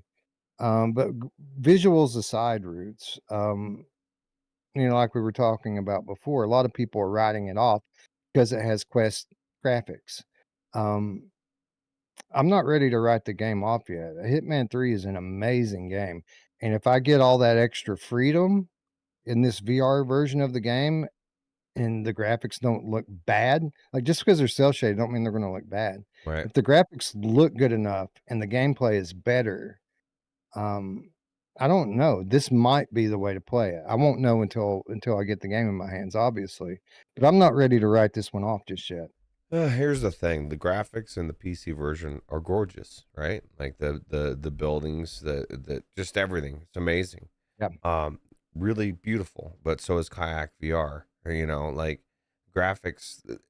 The gameplay is more important to me than the graphics. It's not a sim. I'm not trying to simulate. I'm really Hitman 3. And I think the graphics actually look good. Somebody said Hitman 64. I don't know. This is my thing. I don't mind a good game that looks like a good retro graphics. You know what I mean? I just don't want the graphics to look like shit. You know what I mean? Retro can look cool, especially in VR. How many times have we said, Wes, where it looks so much better in VR than the actual trailer? I didn't think the trailer looked bad. But if you're looking for reasons to really want to nitpick it, then yeah, you could do that. But everything you said is true about what everybody was saying back in the day about having one hand, having to push a button, having to do all these things. All these things made it less than. And so they acquiesce and they change it. And it's not good enough, Wes. Remember how they made the developers, well, I guess they didn't, because they still went through and brought this to Quest.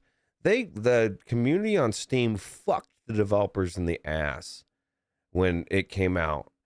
with the reviews, and they still brought it to Quest. And Quest is the biggest platform, and this has a big potential to draw another game to draw eyes of people that love this series. It's AAA. I'm like you. I'm not ready to go to shit on it without playing it. If the game plays like it did on PC, but better, I think it's a better version, personally. But we'll see. And a we'll lot see. of people, a lot of people are going to point out that you know, the with the flat adaptation, right, where you bought the flat game and add a VR mode. That's what it was on PlayStation. That's what it was on PC. You bought the flat game. It has a VR mode.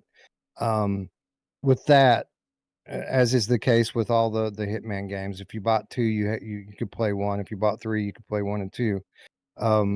So that gives you access to all three, the whole trilogy in VR, and this only gives you three. That's very true. So I don't know if I could make the case for it's better to have three with full VR versus the trilogy in What's the difference you between know, a headset that's Quest platform, and a PC, which has, you don't have Hitman 1 or 2 that exists flat on a Quest. So that's not really, right. it's apples to oranges in some ways. But Exactly. And I'm not going to go tell somebody that can play this on PC that they need to go rebuy it. But what I'm saying is I'm not going to tell Quest players that they shouldn't go get this because you know, the PlayStation players can play the whole trilogy. Like, I'm not going to do that. I think that this has potential to be the best way to play the third one. You know, it's going to be a trade-off. There's always trade-offs. And And it might not be. We might get in there and yeah, it might not be good. Who knows? I just think it's weird to write it off without exactly. letting people get in there and try it. I could see somebody saying, like, Emily Baxter's like, no, pass. I mean, everybody knows what they like or don't like. If you're not going to like it and you don't want this version, that's valid, you know. But to assume that For what it's worth, Emily Baxter hates cartoony graphics. She won't play anything well, that has cartoony graphics. you know, it's a personal taste. So again, that's Yeah, not a bad it thing. is. Yeah. Yeah. I think obviously everyone has different tastes, and I'm not going to sit and try to tell people that don't like cartoony graphics that they need to give this one a chance. Right. But at the same time, I'm not going to sit here and write it off just because it has a different art style. I think that there's a potential here for improvements in gameplay that could offset that art style Right. and make it maybe the way that I prefer to play. I don't know yet. I won't know till I play it. But that's all that I'm saying is that I won't know until I play it. And I do look forward to it. I think it looks cool. I think it's amazing that we've got this full-fledged flat game in VR. Like, this is a full AAA flat game that's been adapted to Right. standalone VR. That's amazing. You know what I mean? That's amazing that they've got this game to the point where it runs in essentially what is a cell phone on your face. That's crazy to me, and I'm definitely going to check it out. And I think that the developers deserve nothing but praise here because, like you said, they got raped badly for not making the Steam version like this, right? And now they're doing it again anyway, and they're putting all the little things in there that people complained weren't there before. I think it's going to be good. And, you know, if somebody doesn't want to play it, that's cool. But I think you're going to be missing out. But here's the thing: if you already have it on Steam or PlayStation, I think you're not really the target anyway. Like, you already Right. own it. You probably wouldn't be buying it again anyway. So It's such a great game, though. I mean, the scope of it, that's what really blows my mind is that this running on standalone, that just doesn't compute to me. There's so many people in some of these levels, like hundreds and hundreds of people, all interacting, doing their own thing, having conversations with right, one another. That's what makes Hitman special, is that you're in a fully realized world that you can do whatever you want.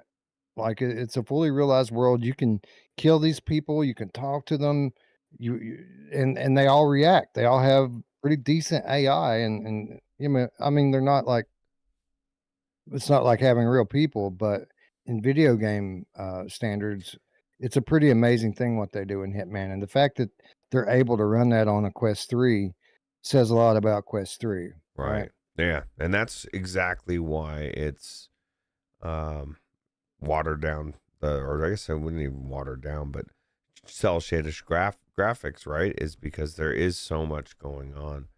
Not only just the people alone. You know, I know somebody would put in their comment about Batman, right? And of course, we don't even know how big Batman is or anything about it. Once it comes out, we might know.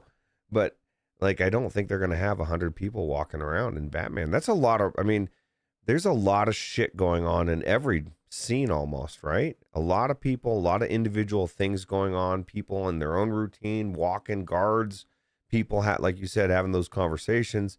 There's a lot going on. So I'm actually impressed that they're able to get it, like you said, on this hardware. And I think it'll be cool. Hopefully. We'll Might find not out soon enough. Yeah.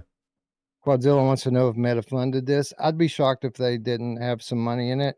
That doesn't necessarily mean that they're publishing it. Like, Right. I don't think it's Oculus Studios, but Meta funds a lot of games that you never hear about. And I'd be shocked if this wasn't one of those situations where they pitch the idea to Meta. Meta says, we love it, we'll give you some money if you can make it happen, and then they made it happen. So Shades of Grey's got a good point. Or could have a good point. It says it's sort of concerning that they're only showing interior scenes with minimal characters. What is the chance that we get into this game, and this would diminish it in my mind to some extent, and I guess people would make excuses and they'd be valid, but yeah, there isn't 100 people when they're supposed to be. Maybe there's only 15 people. You know what I mean? Like, everything is scaled back to that extent because, you know, maybe I'm having way larger expectations for what is going on in there. So here's the thing, and this is what I was going to propose to you off the air, but since we're talking about it now, we might as well talk about it now. This is definitely a valid concern, and obviously that depending upon the level and scene that we're talking about, that could diminish the game quite a bit. I'm saying that we cover Hitman 3 on PC before this game arrives. We have it fresh in our mind. We know what the game is and what it has to offer. We have recent experience in these levels, and that way we have a direct comparison that we can make when it comes out on Quest, and we'll be able to call it out for what it is. And we get to go kill some people. Yes, I say it's a good fun idea. game. Yeah. So more to come on Hitman 3, obviously, in the coming weeks. This isn't a game. It's a huge game. It isn't something that you play for a week and then cover. So we'll probably start playing on it pretty soon, and just kind of be playing it in the background, play it a time or two each week, and then this game doesn't have a release date on it, but they have it scheduled for summer, so it can't be that much later. Yeah, we're almost 6 out of weeks or summer. something like that. Yeah. So maybe we'll cover this in maybe 3 weeks or something, 3 or 4 weeks. And then when the Quest version comes out, we'll be ready to go with it. Emily Baxter, good point, Ruuts, but I don't like cartoony graphics. I'm just here for your backdrop. It goes well with my bong. Yeah, well, it's going well with my my utensil as well. It's not quite a bong. Phil PP, the game cat, or maybe Phil Pepe. It says PP. Phil PP, the game cat, $10 US donation. Thank you, Phil. You're wow. awesome. I just bought a PC. Boy, I'm reading one of these almost every day now, Ruuts. I just bought a PC, pre-built because I'm a noob, of course, with a 4090. Wow. And a 7800 X3D. Was that the right call, or is it just a fire hazard? It should arrive here by the end of the month. My friend, you just bought a fucking mega powerhouse of a computer. Yeah, no, it's definitely a good call. The only way it's a bad call is if for some reason we run into, and because I've been thinking about this, Wes, I'm like if for some reason we run into energy squeeze or something and our power just went out of control, I'm like, I don't know if I could right now. maybe in the near future I'll be able to, but afford to run this card. How much power is it drawing out? Well, it's not a concern of ours, but in the EU, it kind of is, right? But yeah, no, I think that computer is actually better than my computer. I think your processor is really good. You're going to be able to run flat games in VR with ease on that computer. Absolutely. So I don't think you're going to regret it one bit. And if the power bill does get high, you're going to probably sell it anyway. But if you don't want to sell it, you can always downclock and put power limits on it, and it'll just take away some of the performance. You can That's true. clock it down, Ruuts. You can make it into a 3080 Ti or 4080 Ti. Yeah, I didn't even think about just, that. setting some settings in it, so and it'll stay cool. Tech says to send it the 4090 to him. So right. I can't wait until I get a graphics card upgrade. you deserve that way it. I don't have to tweak. I don't have to tweak these flat games. I can just go in and play them. Especially the next generation with your 5090. I'm going to put it out there. 5090. You're just going to get into the game and you're going to be like, how can I turn this shit up? Because that's literally what ends up happening. You're like, no, I'm not worried about turning it down. Like, where can I turn this thing up? So. Yeah, so looking forward to it. Very happy for you, Phil. Happy for all of you game cats that are buying computers out there. I keep getting messages of people buying computers. Virtual Resistance just got a computer, but Virtual Resistance got a computer with AMD graphics card. And his specific card apparently has some kind of a bug with it, where when you run the PlayStation VR2 adapter into it, it will only run in 120 hertz. There's no option for 90. Well, you better have a good video card, I guess, right? That's crazy. Yeah, he can run it. He just has to turn the detail down on it a little bit so that it stays smooth. But it definitely running and working for him. See, that's the problem. That's the only problem with that I always tell people with AMD video cards, right? Is like there's a few, at least from some developers, like the WoW one, there's just certain issues that are only to those, and maybe it's just something that NVIDIA's kind of figured out, and AMD hasn't yet, but they will. I mean, their processors are top notch. So, yeah, absolutely. Yeah, they'll get it figured out. Really, a lot of it is just the industry adopting them and supporting them, right? Right now, the industry sticks with NVIDIA because NVIDIA stays ahead of the curve in terms of technology, like the ray tracing and the DLSS and all the AI stuff. Like NVIDIA drives the industry forward. That's why the studios develop, with NVIDIA in mind. If AMD can ever take the lead in terms of technology and innovating, then their graphics processors are absolutely just as strong as the NVIDIA ones are. Yeah. I see you say Chris Richardson. Good question. I don't see Chris Richardson's name, so I don't know what the question he said, is the PC version full VR with motion controls? Right, Hitman? No. Yeah. I mean, yes, it's in between. So, like, the PlayStation version was just it was pretty much gamepad controls. You can only play it with a DualShock. You had two hands that stayed together like they had invisible handcuffs on, and you didn't have any control. You just walked up to stuff. It was tracked gamepad, so it could tell where your hands were at, and you press the button to pick up a gun. It automatically puts both of your hands on the gun, that sort of thing. You walk up to a guy from behind, you hold the controller up and press the button to strangle them. Yeah. On PC, it was adapted for motion control, so your hands weren't tethered together anymore. But it still had the kind of push button mechanics. You don't use the grab button to pick stuff up. You press X to pick something up with your hand. You don't manually, you can two-hand guns, but you don't manually grab the gun. You just hold your hand up to the gun and it automatically grabs it. So it was kind of an in-between. It wasn't like full motion controller support like you normally see. There was still some gamepad style controls going on there, but it was much more control than you had on the original PlayStation version. You had to use And it was R1 to pick and it up was stuff. no, you use Oh, the X still to pick stuff up. okay. I think. Um, and the graphics were moderately better on PC as well. It looked better on PC than it looked on PlayStation.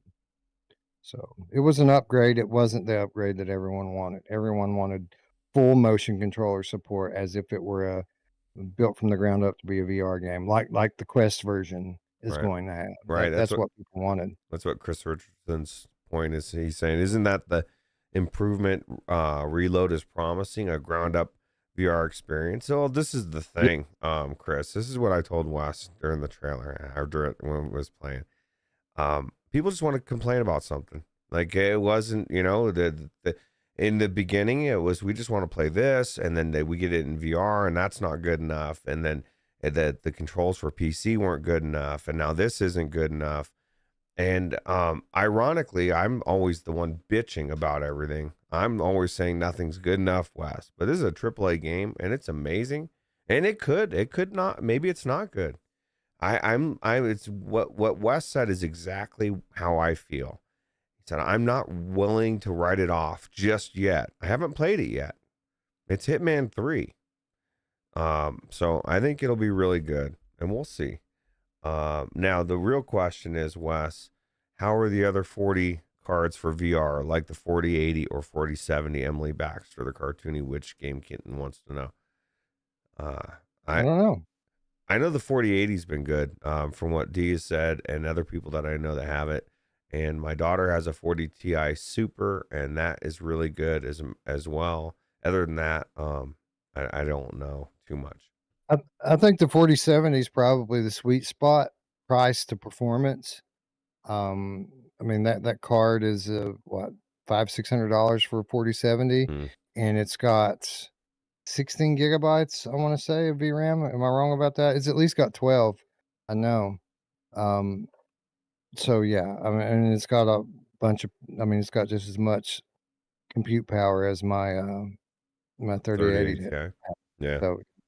So a card like that for $600 is a lot of power for not very much money.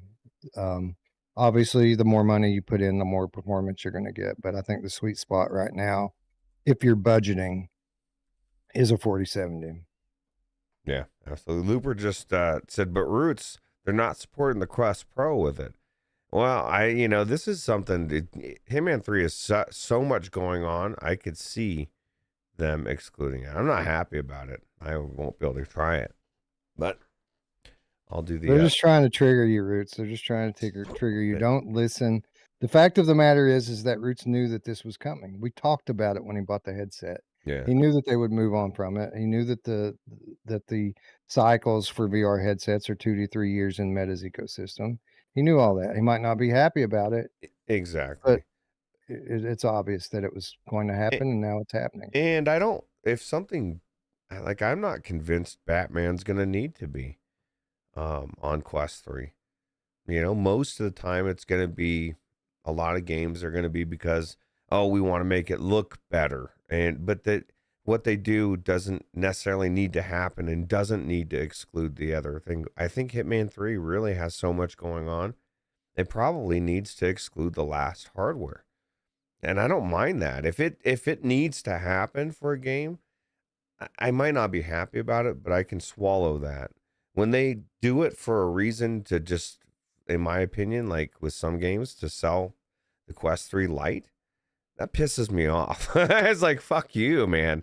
But I'm getting a little bit more over it, a little bit more day by day. It's kind of like a death, right? It's just, you get over it, and all of a sudden one day you're just not sad anymore. So I still think you need to sell that thing and trade up while it still has some value on it. I like the Quest Pro though, but I don't know. I took my facial interface off of my Quest 3 yesterday and wore it without the facial interface. How'd that feel? Not the way I prefer. I like having the isolation of the facial interface, but you can absolutely wear this thing the same way that you wear a Quest Pro.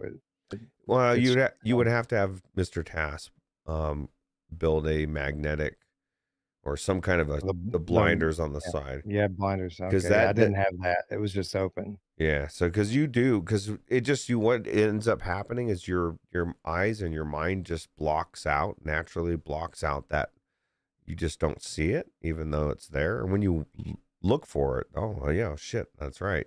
But you're so zoned in, you don't notice. So My thing got so sweaty with Vendetta Forever last night that I took it off, oh god. and then I went back in because I wanted to pull some of my snapshots and video over onto the computer. So I just went back in with the blinders off, and it was annoying, but it was comfortable. It makes a difference having that extra airflow. That's one of the reasons why I like the Quest as well. It doesn't get as hot. Quest Pro. There you go. Anyway, moving along, we still have 2 more titles to get through before we get to reminders. So let's move on to the next one. Unit 42, we need backup. Repeat, we need backup now. The mall has been breached. Hello? Anyone there? Can anyone respond? Please, we need help.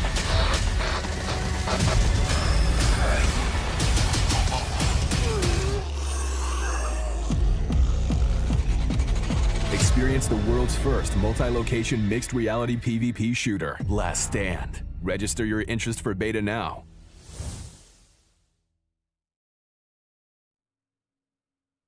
Last Stand is a multi-location mixed reality PvP shooter for Quest. This from Henry Stockdale at Upload VR. Last Stand is a new multi-location PvP shooter in mixed reality coming this winter to Quest.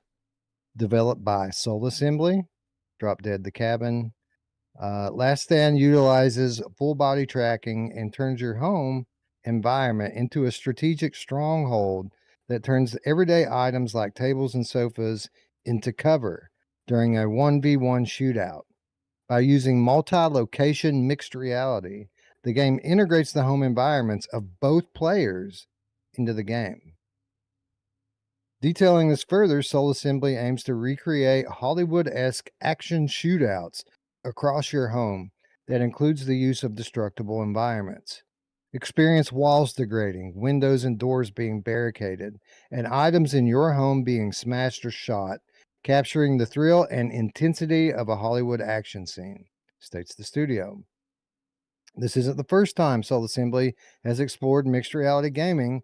As you may recall, last year saw them expand Drop Dead the Cabin post-launch with an MR mode. Titled Home Invasion, this involves fending off zombie hordes as they begin tearing through walls to reach your personal space.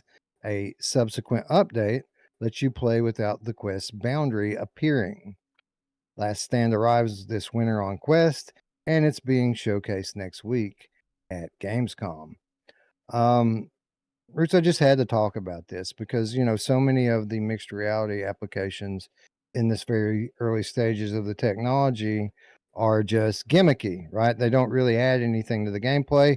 It's a cool feature of the tech, and a lot of the games, so-called games, are just tech demos that show off that feature.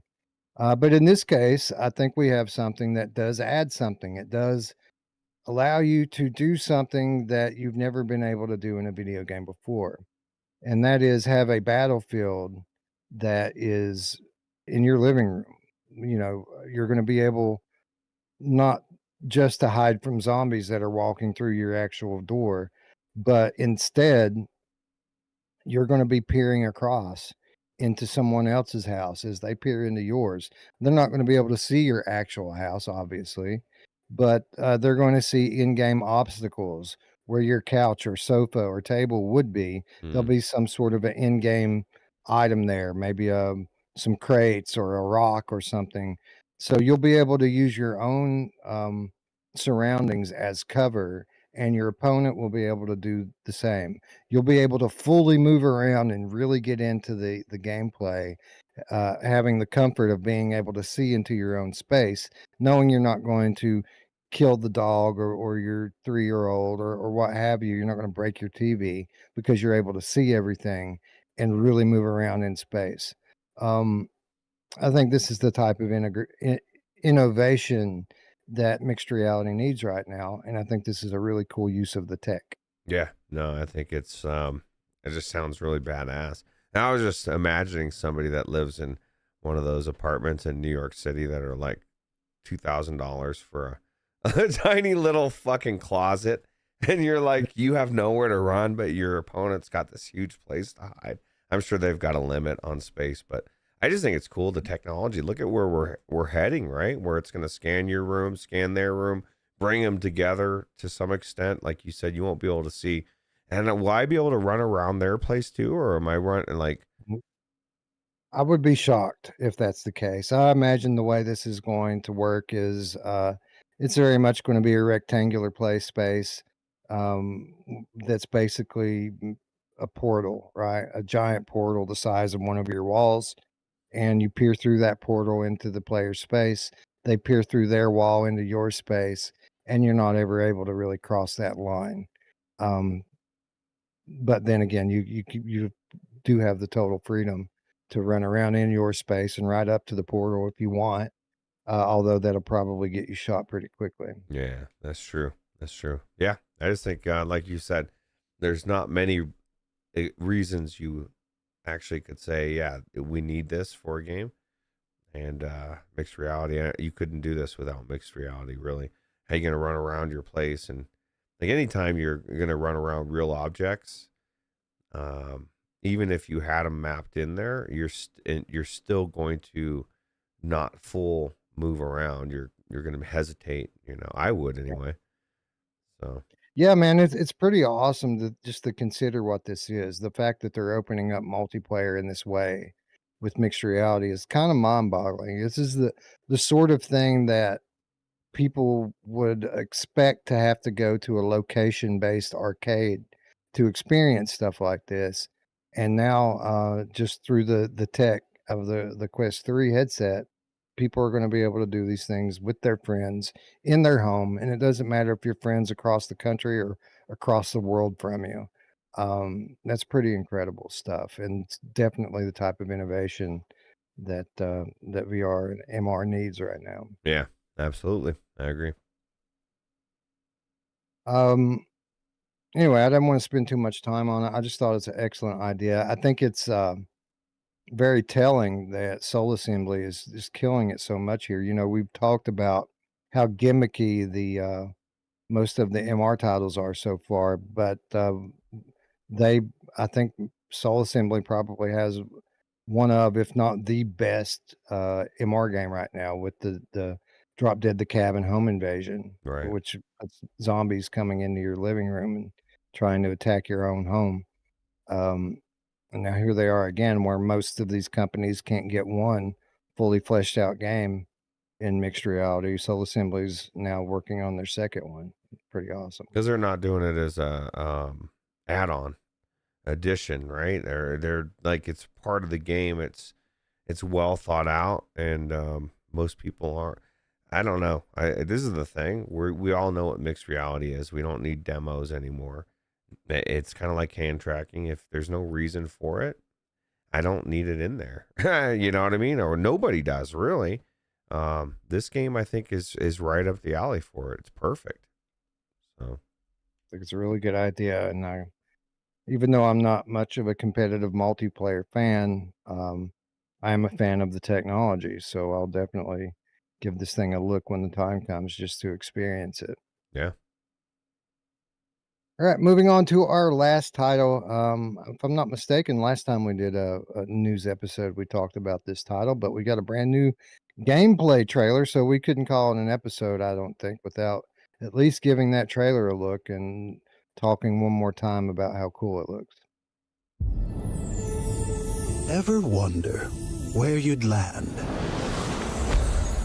if you fell so deep into sleep, to a place beyond imagination? Where am I? Where the very fabric of reality unravels. Oh, no. The machine is broken. Come to think of it, it must have been the engine that pulled you down into Wonderland. If you can find this winged thief and get the machine parts back, we'll be able to send you home. What are you doing in here, little girl? Are you lunch? A compass? Oh, I'm sure someone around here could help you find a compass. My oh my, do you see what I see, Tweedledee? You seem brave. I'll just follow you around everywhere. I don't actually care who you are. Are you completely worthless? There's no turning back now, is there? No, I don't think there is.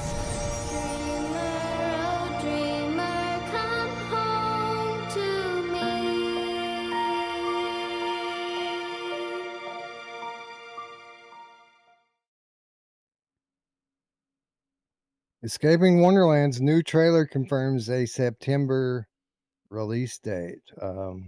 This from Upload VR, although I'm not going to read through all of these things that we already know about the game. Ruuts, the more and more we see of this, the more and more it becomes obvious that this is another down the rabbit hole, but this is a proper sequel, expanded out with a longer campaign, more levels, more characters, and super high production value, making it seem almost like it's an officially licensed Disney project or something, but only back before Disney went to hell. It doesn't, and Disney can go to hell, right? Yeah. No, I was watching it. I was like, this doesn't even look like the same game. Like, yeah, I mean, it looks like the same, game, but it looks like so much better graphically, and like you said, I'm like, oh my god, I wanted to play it anyway because I really liked the first one. Now I really want to play this one because it looks like the first one but better in every way. So yeah, it's definitely a legit sequel. Yeah, it looks like a proper sequel. The first one, tremendously underrated game. Like it came out during a time where there were a lot of releases, a lot of solid games coming out at that time, and given the size and scope of it and the type of game that it is, it kind of has been forgotten about. And a lot of gamers have come into VR since then and don't know about that game. It's really cool. It's a really cool mechanic, but I would definitely say that it's a proof of concept for this. This is the game that, or it appears, again, we haven't played it yet, but it appears that this is going to be the game that we always wanted. Just a complete surreal, magical journey where up is down and down is up, and a lot of quirky characters that you're going to be familiar with from the Alice in Wonderland franchise. Yeah. And it's not Alice in Wonderland, like that's what's cool about it. It's in the same universe, same character, but it's something different, right? Like I know the story of Alice in Wonderland. I don't need to play it again. So yeah, I don't either exactly. But it's got everything that you love about Alice in Wonderland. Right. Only in a VR game. Exactly. And it's not got even you Alice. pulling on Ruuts. Okay. Well, I don't even You know move who through that is. That it's not Alice? What? I guess it's just No, another it's not chick. Alice. It's her sister. Karen. It's Karen in Wonderland. Karen in Wonderland. That's right. Yeah. She goes down through all the levels and then asks for the manager. You know who else loves to go down? My mom! Yeah. Yeah. You know how you go down and down the rabbit hole? You have to pull Ruuts. You know who loves to pull Ruuts? My mom! All right. Yes, she does. Just stop. Anyway, I thought that looked awesome. I thought that we should share it with everyone. I don't have a bunch to add to it other than I was already looking forward to it, and now I'm looking forward to it even more. And that's going to cap off a ton of headlines this week. Ruuts, I didn't even talk about, we got a release date for Behemoth this week. We got 2 new gameplay trailers for Alien, the Alien game from Survios, and I think they may have even dropped a release date or a release window themselves. Just tons and tons and tons of awesome VR news lately, and as we've said every week, it's about to happen. The dam's about to break. I mean, even the games that we talked about today, some of them are in September, the others are in October. Like, it's getting ready to happen, and VR is getting ready to hit a high spot that will probably be riding out all the way to the 2024 show. Crazy. It's something else we're gonna have to start working on. It's time to start thinking about the 2024 show again. Yeah, we It's start getting there, man. Start doing it. I think whatever we did last time, even earlier, because you were a lot less busy last year, and I think Eric was a lot less busier too. I was dealing with my dad last year. That's true. That is true. Yeah. So, yeah, I don't know about Eric. Like I said before, Eric is just going to be a special guest when he has time from here on out, at least until things calm down. But I don't know if things ever will. Well, actually calm down for that guy. I hope, for the company's sake, it never does. I think it just gets bigger, and this is. You know who loves it when it gets bigger and bigger? My mom. Oh, she does. She loves it a lot. Anyway, that wraps up headlines, moves us into the week's reminders. We'll just take a moment to talk about what's coming out this week. Nothing is coming out this week. Nothing we're talking about that I know of. So yeah, with that, we'll move right into viewer comments. And we start off. Fucking thing, man. I'm sorry. This thing, dude. It just, like I've how many times have I moved it back and forth, and then it just keeps wanting to pop to the other screen and then look like that. Okay, now it's fixed. It's just another technical thing that I've dealt with for like 20 minutes. I tried to figure out why that was doing that, but anyway. Right. Tons of viewer comments. Thanks to everyone who's been so vocal on the videos lately. I had to limit it to like a dozen, but I could have done a dozen more. So, thanks everyone for participating as you have. Novalis78. We'll kick off with Novalis78, who says, "Hey Wes, after a long time, I have downloaded Revive again. I've sold my Rift S a long time ago, but for me, Lone Echo is still not working on my PSVR2. I have very bad performance, and the worst thing is that I'm not able to set the settings in the menu. How did you manage, for example, to set the graphics settings to medium? I'm not able to click all the arrows in the menu. They do not respond. Any help?" All right. So I'm glad that you asked this question, because this was something that I meant to say during Saturday's episode that completely slipped my mind. For anybody that's using Revive, the menu buttons don't map out on the PlayStation controller. So if you're pressing the PlayStation button, expecting the menu to pop up like it would on an Oculus controller, that's not happening. What you have to do on the left controller is press X and Y at the same time. That is the substitution for the menu button. So if you're in a game like Lone Echo where you need to get into the options so that you can set the graphics settings, that's how you do it. You start the game, you press X and Y, it'll bring up the pause menu, and from there you can set your settings up. Here's a stupid question, but does it tell you that anywhere? Because I didn't see that told to me anywhere in any, like, anything. I mean, you told me. Did you read any Revive documentation? No, but this is the thing. This is Revive, bro.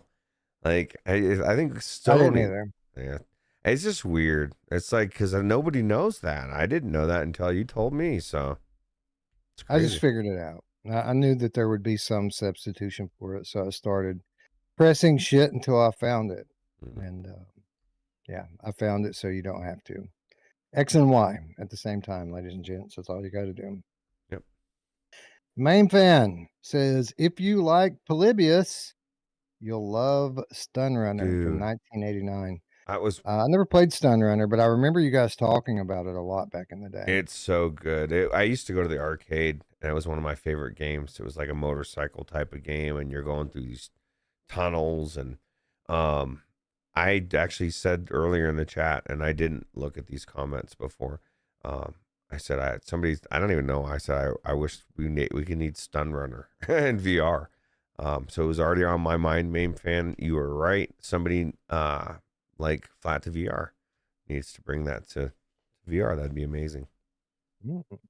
Interesting. I don't know though. 1989, bro. That's an old game. It was good. It was an arcade game. I think people would love it. Maybe that's something to think about. something to revive, so to speak. Yeah, that's right. Tech Infusions says it's great to see the PSVR2 getting the love it deserves. When a budget PCVR headset arrives and it makes you want to revisit the older classic VR games, like those incredible games in the Oculus store, you just know that the headset is pretty special. Yeah, man, it's pretty good. To be honest, all of us that are tech enthusiasts take every opportunity we can to go back to those games.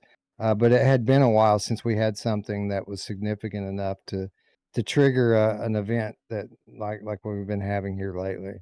But no, the experience with PSVR2 headset has been exceptional, and like I said before, it's as of for right now, it's the one I'm using to play my PC games on, and the not just the depth of color, but the extra field of view, the tracking, everything's really good with it. So I'm very happy with it so far. Yeah, that's why people talking about the globular cluster or whatever. I don't know whatever it's called.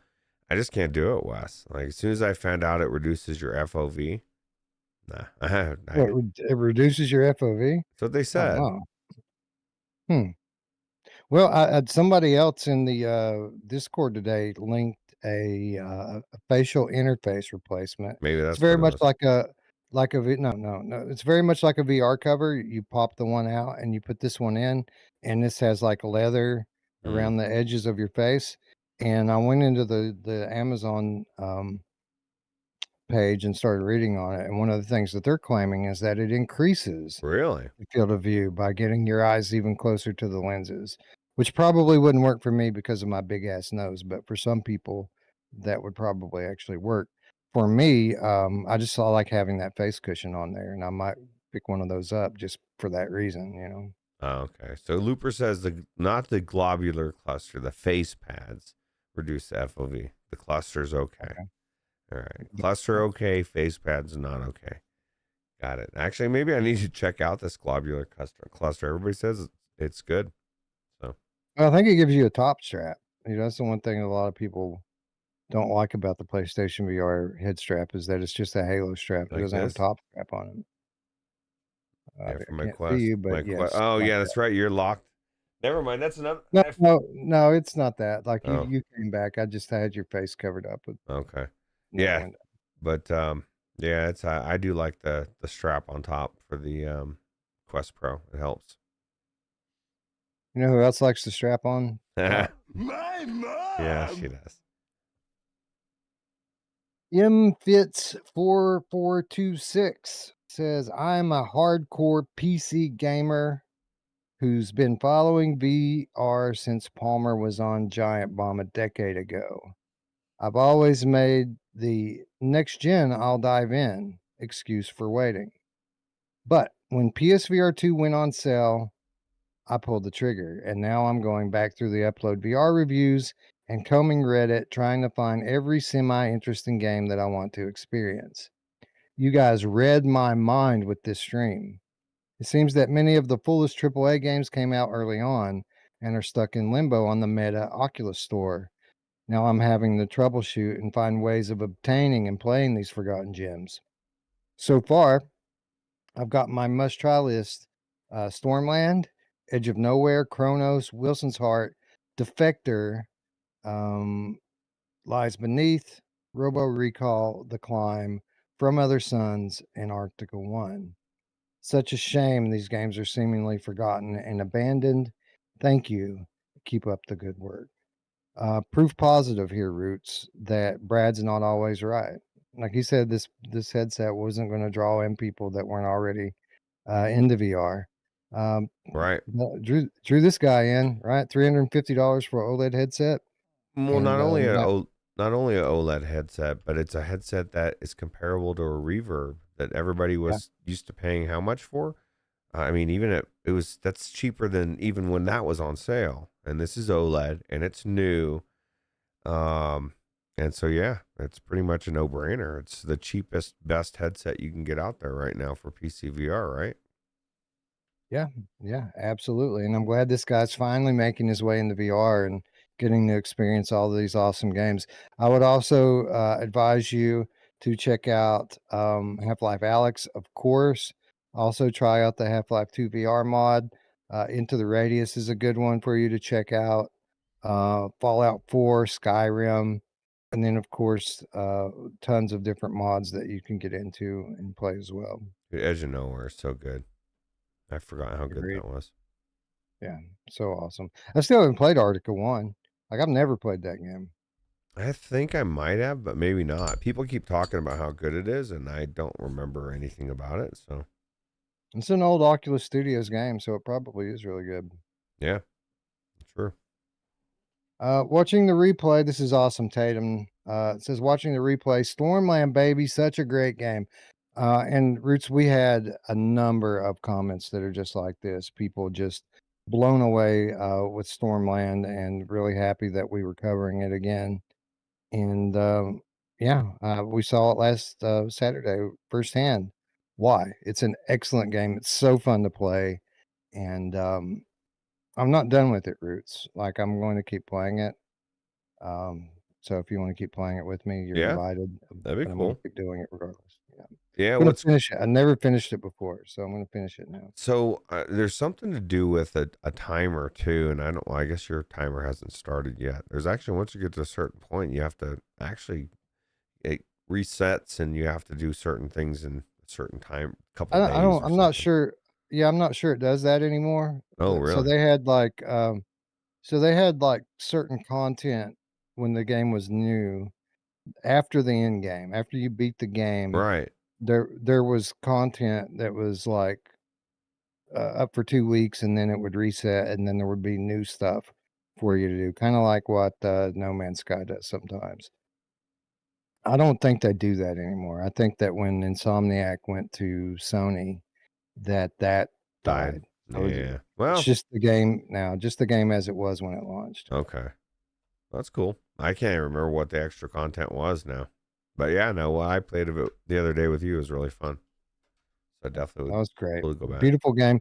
Looks even better now than it did then, because we have stronger computers and better headsets, and the gameplay was always great. So Paul Bellino 5330.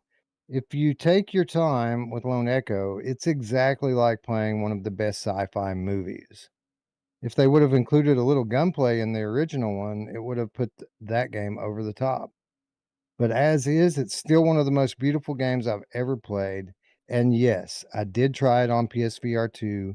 And again, the colors popped, the blacks were inky black, and the field of view was wide. Yeah, a lot of comments as well, basically saying that the Lone Echo games are fucking exceptional. And the next comment from Scion to that effect too. He says Lone Echo 2 was good. You should stick with it, Wes. There are some really cool moments where the story takes some crazy twists. And crazy twists. Okay, well, never mind. I'm going back. So Stormland's going to be something I get into every now and then as I get time, kind of like with Hitman. Lone Echo, I'm sticking with. I'm playing through this now. You're invited to come along with me, and we can talk about it later, or we can move on to something else.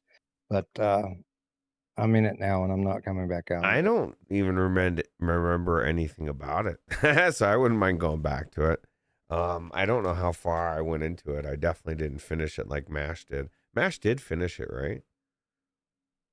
Yeah, he played way deeper than we did. I remember that. And I remember him raving about it. I think he said he finished it because he loved it that much. So yeah, no, he said it was really good, and we moved on from it too quickly.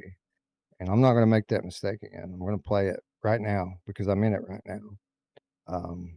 So yeah, you're invited to come along. We can talk about it, or I'll just do it in my own time. But either way, I'm going to take Scion's advice and I'm going to play through it. It's pretty awesome. Yeah, for sure. I'll definitely check Andrew Ehrenreich. Wes, what would I have to do for you to bring Inscription into VR? I'll do almost anything. Ooh. Almost anything. I don't even know what that is. My mind wants to tell me that it's some kind of like a puzzle game, but let's look at this really quickly here and see what Inscription is. Yeah, that's what I thought. It's like a card game, like a deck building game. So this is something that we would want to play in VR? Overwhelmingly positive. This is a Devolver game. Interesting. So I'm still waiting to see why I would want to play this in VR, because right now all I see is cards. They can make it look really cool. This is the thing. Somebody said this I think it was early, I think it might have been earlier in this stream, and they were saying in the chat, somebody needs to really make Wheel of Fortune in VR, Wes. And here's the thing, we laugh, but there's fans, right? And so it's just like every movie or board game, Monopoly, we've seen those on other consoles, PC, whatever. It's coming to VR eventually, and they'll be probably the best version of Monopoly. It's just a board game, right? It's easier to play it that way. So this is a tabletop card game. This is definitely I was just watching the trailer on Steam. It's a Radio Rent special. Like Radio Rent will be all about this. Yeah, I think it has a very huge audience. Like you said, if they could make it cool enough to want to play it, because if you're already going to play it, why not in 3D and with cool animations and cool things? I think it could be cool. So this is a Unity game, so it isn't something I could easily just make into a VR game. But with that said, maybe that I would think that this would be a relatively easy turnover for Flat2VR, and if it is that popular, maybe it would be worth looking into making a VR version of it. I don't know. Yeah. So maybe I'll pass the message along, Andrew. Thank you for sharing. It's a puzzle game, Professor. It's a puzzle. The legit one of the best games out there, Prophecy 77 said. Yeah, he keeps saying that it has to come to VR. It's next level. It has to come to VR. It's next level. It's coming next week. I'll pass it on. I'll just say that. I'll pass that on. Rickaron 7593. I have a Quest 3 and a PSVR2. I value clarity over colors, etc. I'll wait until micro OLED to get both. Since Meta opened the ecosystem to other companies, I think by early next year there'll be a micro OLED headset in a reasonable enough price range for me to buy. I think that those headsets are coming. I think thinking that they're going to be here in 6 months might be a little optimistic. But look, to each their own. Like obviously some people value sharpness over color depth and field of view. The way I look at it is this, and again, I'm not trying to say that your feelings or your preferences are invalid or wrong. Everyone has their own preferences, right? But for me, first of all, we need to understand that there's a difference between sharpness and clarity. Right. Like a lot of people confuse those two ideas and think that the screen or headset that gives you the sharpest picture is actually giving you more detail as well. That's not always the case. I would definitely say that Quest 3 has a sharper picture to it than PSVR2 does. But at the same time, again, depending upon the game or the situation, you're going to get other kinds of distortions and visual artifacts that you're not going to get with a DisplayPort headset.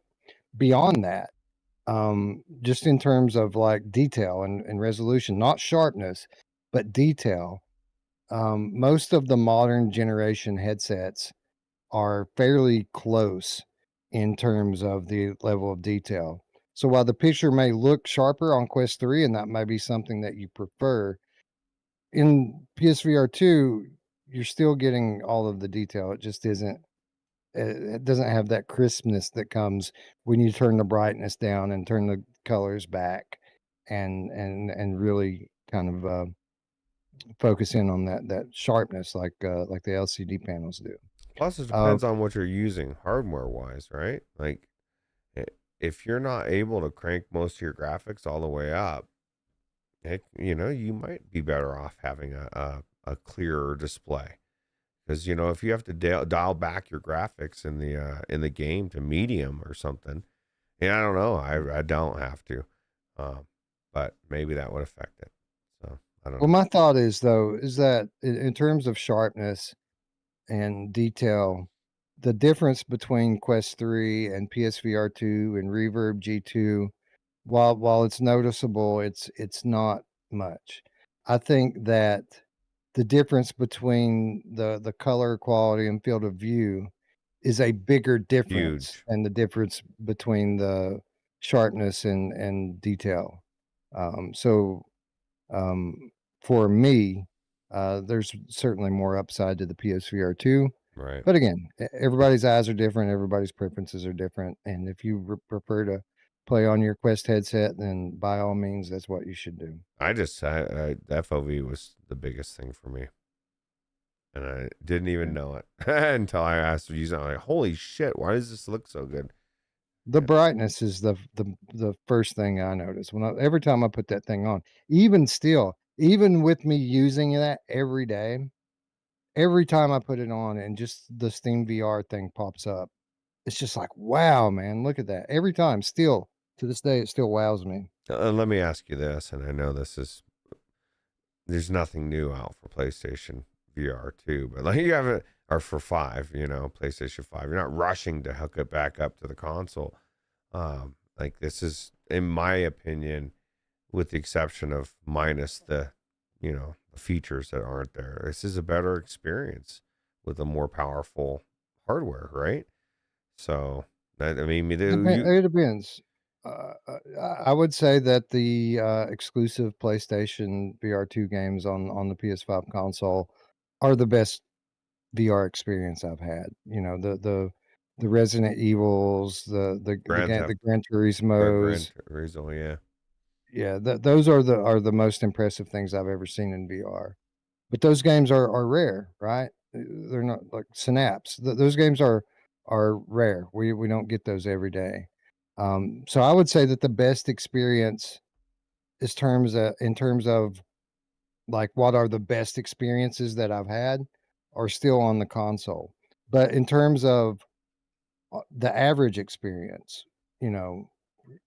every time going into a game, I say on average you get better results from a PC. Like PC is with PlayStation VR2 plugged into it, every game is going to be exceptional, right? It might not be the top best thing you've ever seen, like it is with a few titles on the PlayStation, but the average experience is way better on PC, I would say.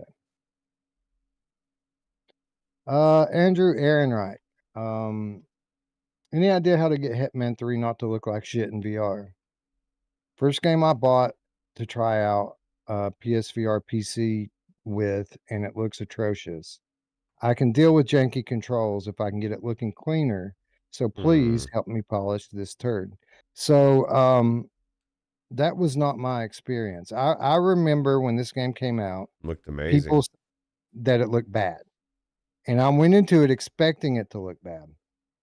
The only thing that looked bad in it when I played it were the transition scenes. When you weren't playing, there were these scenes where it would just pan over the level real quick and show you the whole thing in a quick view. And those were super low detail and dirty looking. But when you got into the playable part, when you got into the level, it looked great. So I don't know what kind of computer you're running on or what kind of issues that you're having. I can't say. But what I will say is that we said it earlier, we're about to go back into this game and we will definitely report our experience back to you. I know that someone replied to this comment on YouTube and told him to jack the super sampling up in Steam VR. Put it at like 200% and it'll look good. I know what the problem is. Looper said Hitman on PCVR has forced dynamic resolution, so it can only look good if you're on the best graphics card. So if you're, if you have it's already a high end, display as far as the resolution, right? So yeah, so I think if that's the case, I think going into the Steam VR render resolution and jacking it up to 200%, like the comment said, might not would work. probably be a well, no, it would probably be a good way, because if the game's automatically going to downsample on the game level, you offset that by upsampling on the hardware level. Yeah, that's true. If the graphics card will actually let you, I mean, if your card's good enough to do it, yeah. Yeah. But I never experienced that. It always looked good for me, and same with Ruuts and same with Eric. So yeah, hopefully you get that figured out. Definitely a topic that we will come back to in the coming weeks. Shades of Gray Matter says, "Are you guys going to play the multi-platform VR games this fall on PC or PS5? Better power versus extra PSVR2 features like the DFR adaptive triggers, etc." I always gravitate towards the PC just because it's because you have one in your room. It's in my room. That's the biggest reason. I didn't even think about that. The PC that I will use is literally in the living room, and I don't like to do VR too much in the living room. I've got multiple roommates that come in and out, and who knows? I just don't feel as comfortable. But the main reason is that, think about the power that's in a PS5 versus the power that's in a 4090. And it's such a big difference in what I can get that game to do and look like and run.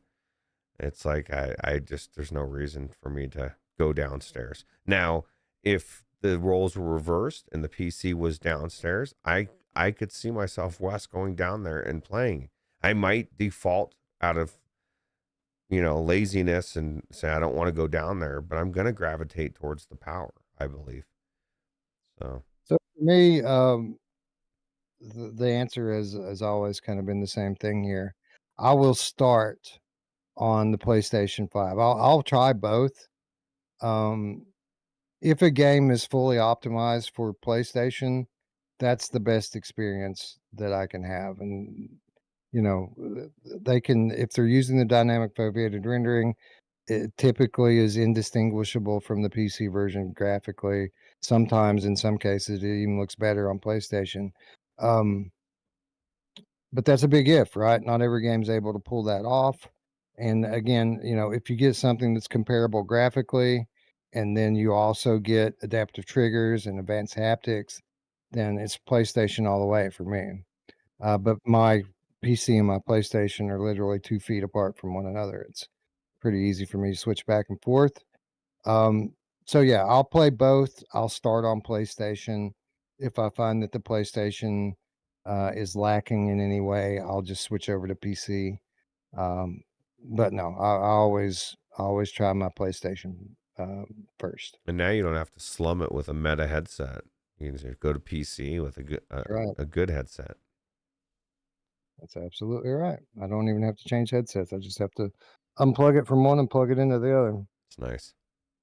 Pair the controllers. Yeah, that takes 2 seconds. I mean, honestly, if I'm being honest, I got to do that every single time I hook this controller up. I got to push a button and hold it.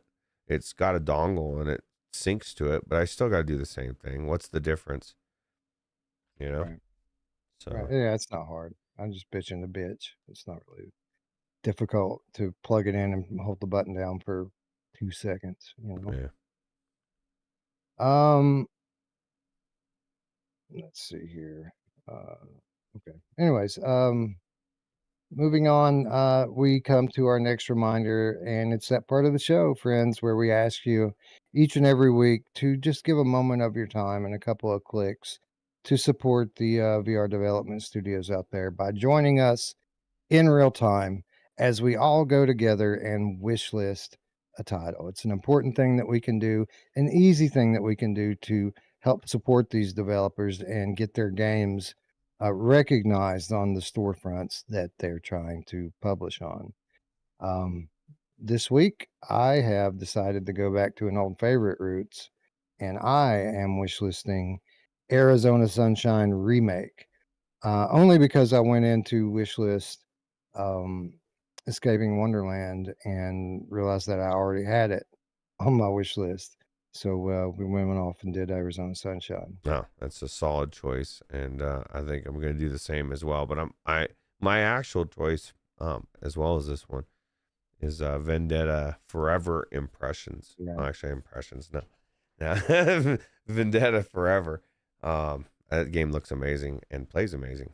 So yeah, it's pretty awesome, man. And yeah, you're right. And I probably would have went to that too if I wasn't already playing it. It didn't even cross my mind that should be something I go and wish list. no, you So can yeah, do everybody both. go wish list Vendetta Forever. I keep wanting to call it Vendetta Rising because of the old PlayStation VR game Preda Vendetta Rising, but it's Vendetta Forever. Much like this episode going on forever. Well, you nailed it. You said about 3 hours and we're just over that. So. There we go. And with that, we come to our final reminder this week and every week, and that is how you can support us, our channel, and our community. Of course, the biggest, most important thing you can do is subscribe. If you enjoy our content, if you like the unique view and unique coverage that we bring to you week in and week out, then please just click that red button and ring the bell. And that way you can stay notified and up to date when we go live and when we do a new episode. Episodes, while they're just as frequent as they ever were, Ruuts, our schedule isn't as concrete as it ever was because the VR landscape is dictating to us that we have to change things up to keep it interesting. But we are keeping it interesting, I would say, and we're having a lot of fun while doing so. So if you want to go along on that ride with us, please subscribe. Of course, if you're already subscribed and you really want to do something to help us out and help keep us going, you can support us on Patreon. $3 per month. That's all we ask. And you get access to our weekly show notes, insider updates, exclusive content. You get your name in the ticker at the end of the show. You get to vote for the game of the year. All that and more for less than $1 per week. So shout out to everyone out there who donates on Patreon, everyone who donates through YouTube. We do put those funds to very good use, and it's always, always, always to make the show better for you. So thank you to everyone who donates. Sometimes it comes back to them, Wes, and giveaways, Often, right? And actually, somebody said something about a giveaway. Were we doing a giveaway that somebody thought was tonight and it's for the next show or something? I thought we were up to date on our giveaways. I thought so we too. did one. Yeah, I don't think we're missing one. I mean, obviously, if I'm wrong, somebody please let me know. But I think the most recent one we drew already for it. So, yeah. I don't know. Let me go back through the episodes real quick and make sure I'm not just missing one. Yeah, I meant to say something when I saw it, and then like the time came and went, and then just came to my mind. So, Well, we just did a giveaway, so I don't think we've done one since then. okay. Let's see here. Channel. Live. So, we didn't do one on Saturday with the Oculus exclusives. The week before that, we had AJ with Tetris Effect and the adapter impressions. We didn't do a giveaway then. What were the games? Tetris Effect and Half-Life 2 and Returnal. No, we didn't give away any of those. Oh, Game of the month. the last one I remember giving away was to Looper, and you were supposed to get with him, but I don't think there was anything after that. Right. Yeah, you're right. It was Little Nightmares 2. Yeah, I thought. Right. Right, because he wanted the He wanted Returnal, and you were like, yeah. Oh, that's right. And you know what? I gave him Returnal. I slipped a key into his DMs. He never acknowledged it. He never said anything Looper. back. Looper, you've got a Returnal key in your DMs. You have had since that very day. Yeah, I actually gave Looper a copy of Returnal. Nice. Yeah. So you're right. I think we're up to date. I don't think we have any outstanding giveaways, but we'll have another one again soon. I'm quite sure. He says he has Returnal, actually, Does that mean you got the one, or you that's amazing. Oh, he asked for Returnal. Remember, he specifically did. asked for it. Yeah. That's why I went and got it for him. It's like, because he asked for it. Don't tell me you already had it. Oh, he says You- he has it because of you. Okay. Okay. I was All right, thank you. confused. I was like, wow. Awesome. Okay. No, I went. I found a key for like $30. That's I not thought, bad. You know what? He wants Returnal. We'll give him Returnal. Yeah. He deserves it. He's always here. So. Yeah. So, anyways, we'll be doing more giveaways here soon. I have an idea of what that game might be, but I don't want to say it yet because I don't have keys for it yet. But I am working on something, and Nice. it's a game that's not out yet. So Ooh. when the time comes, it'll be a new game, and everyone will have their fun bidding for copies of it. Anyway, with that said, friends, I think that's our show. I'd like to thank you all once again for watching. For Ruuts, I'm Wes. We'll see you Saturday. Bye now. Take it easy.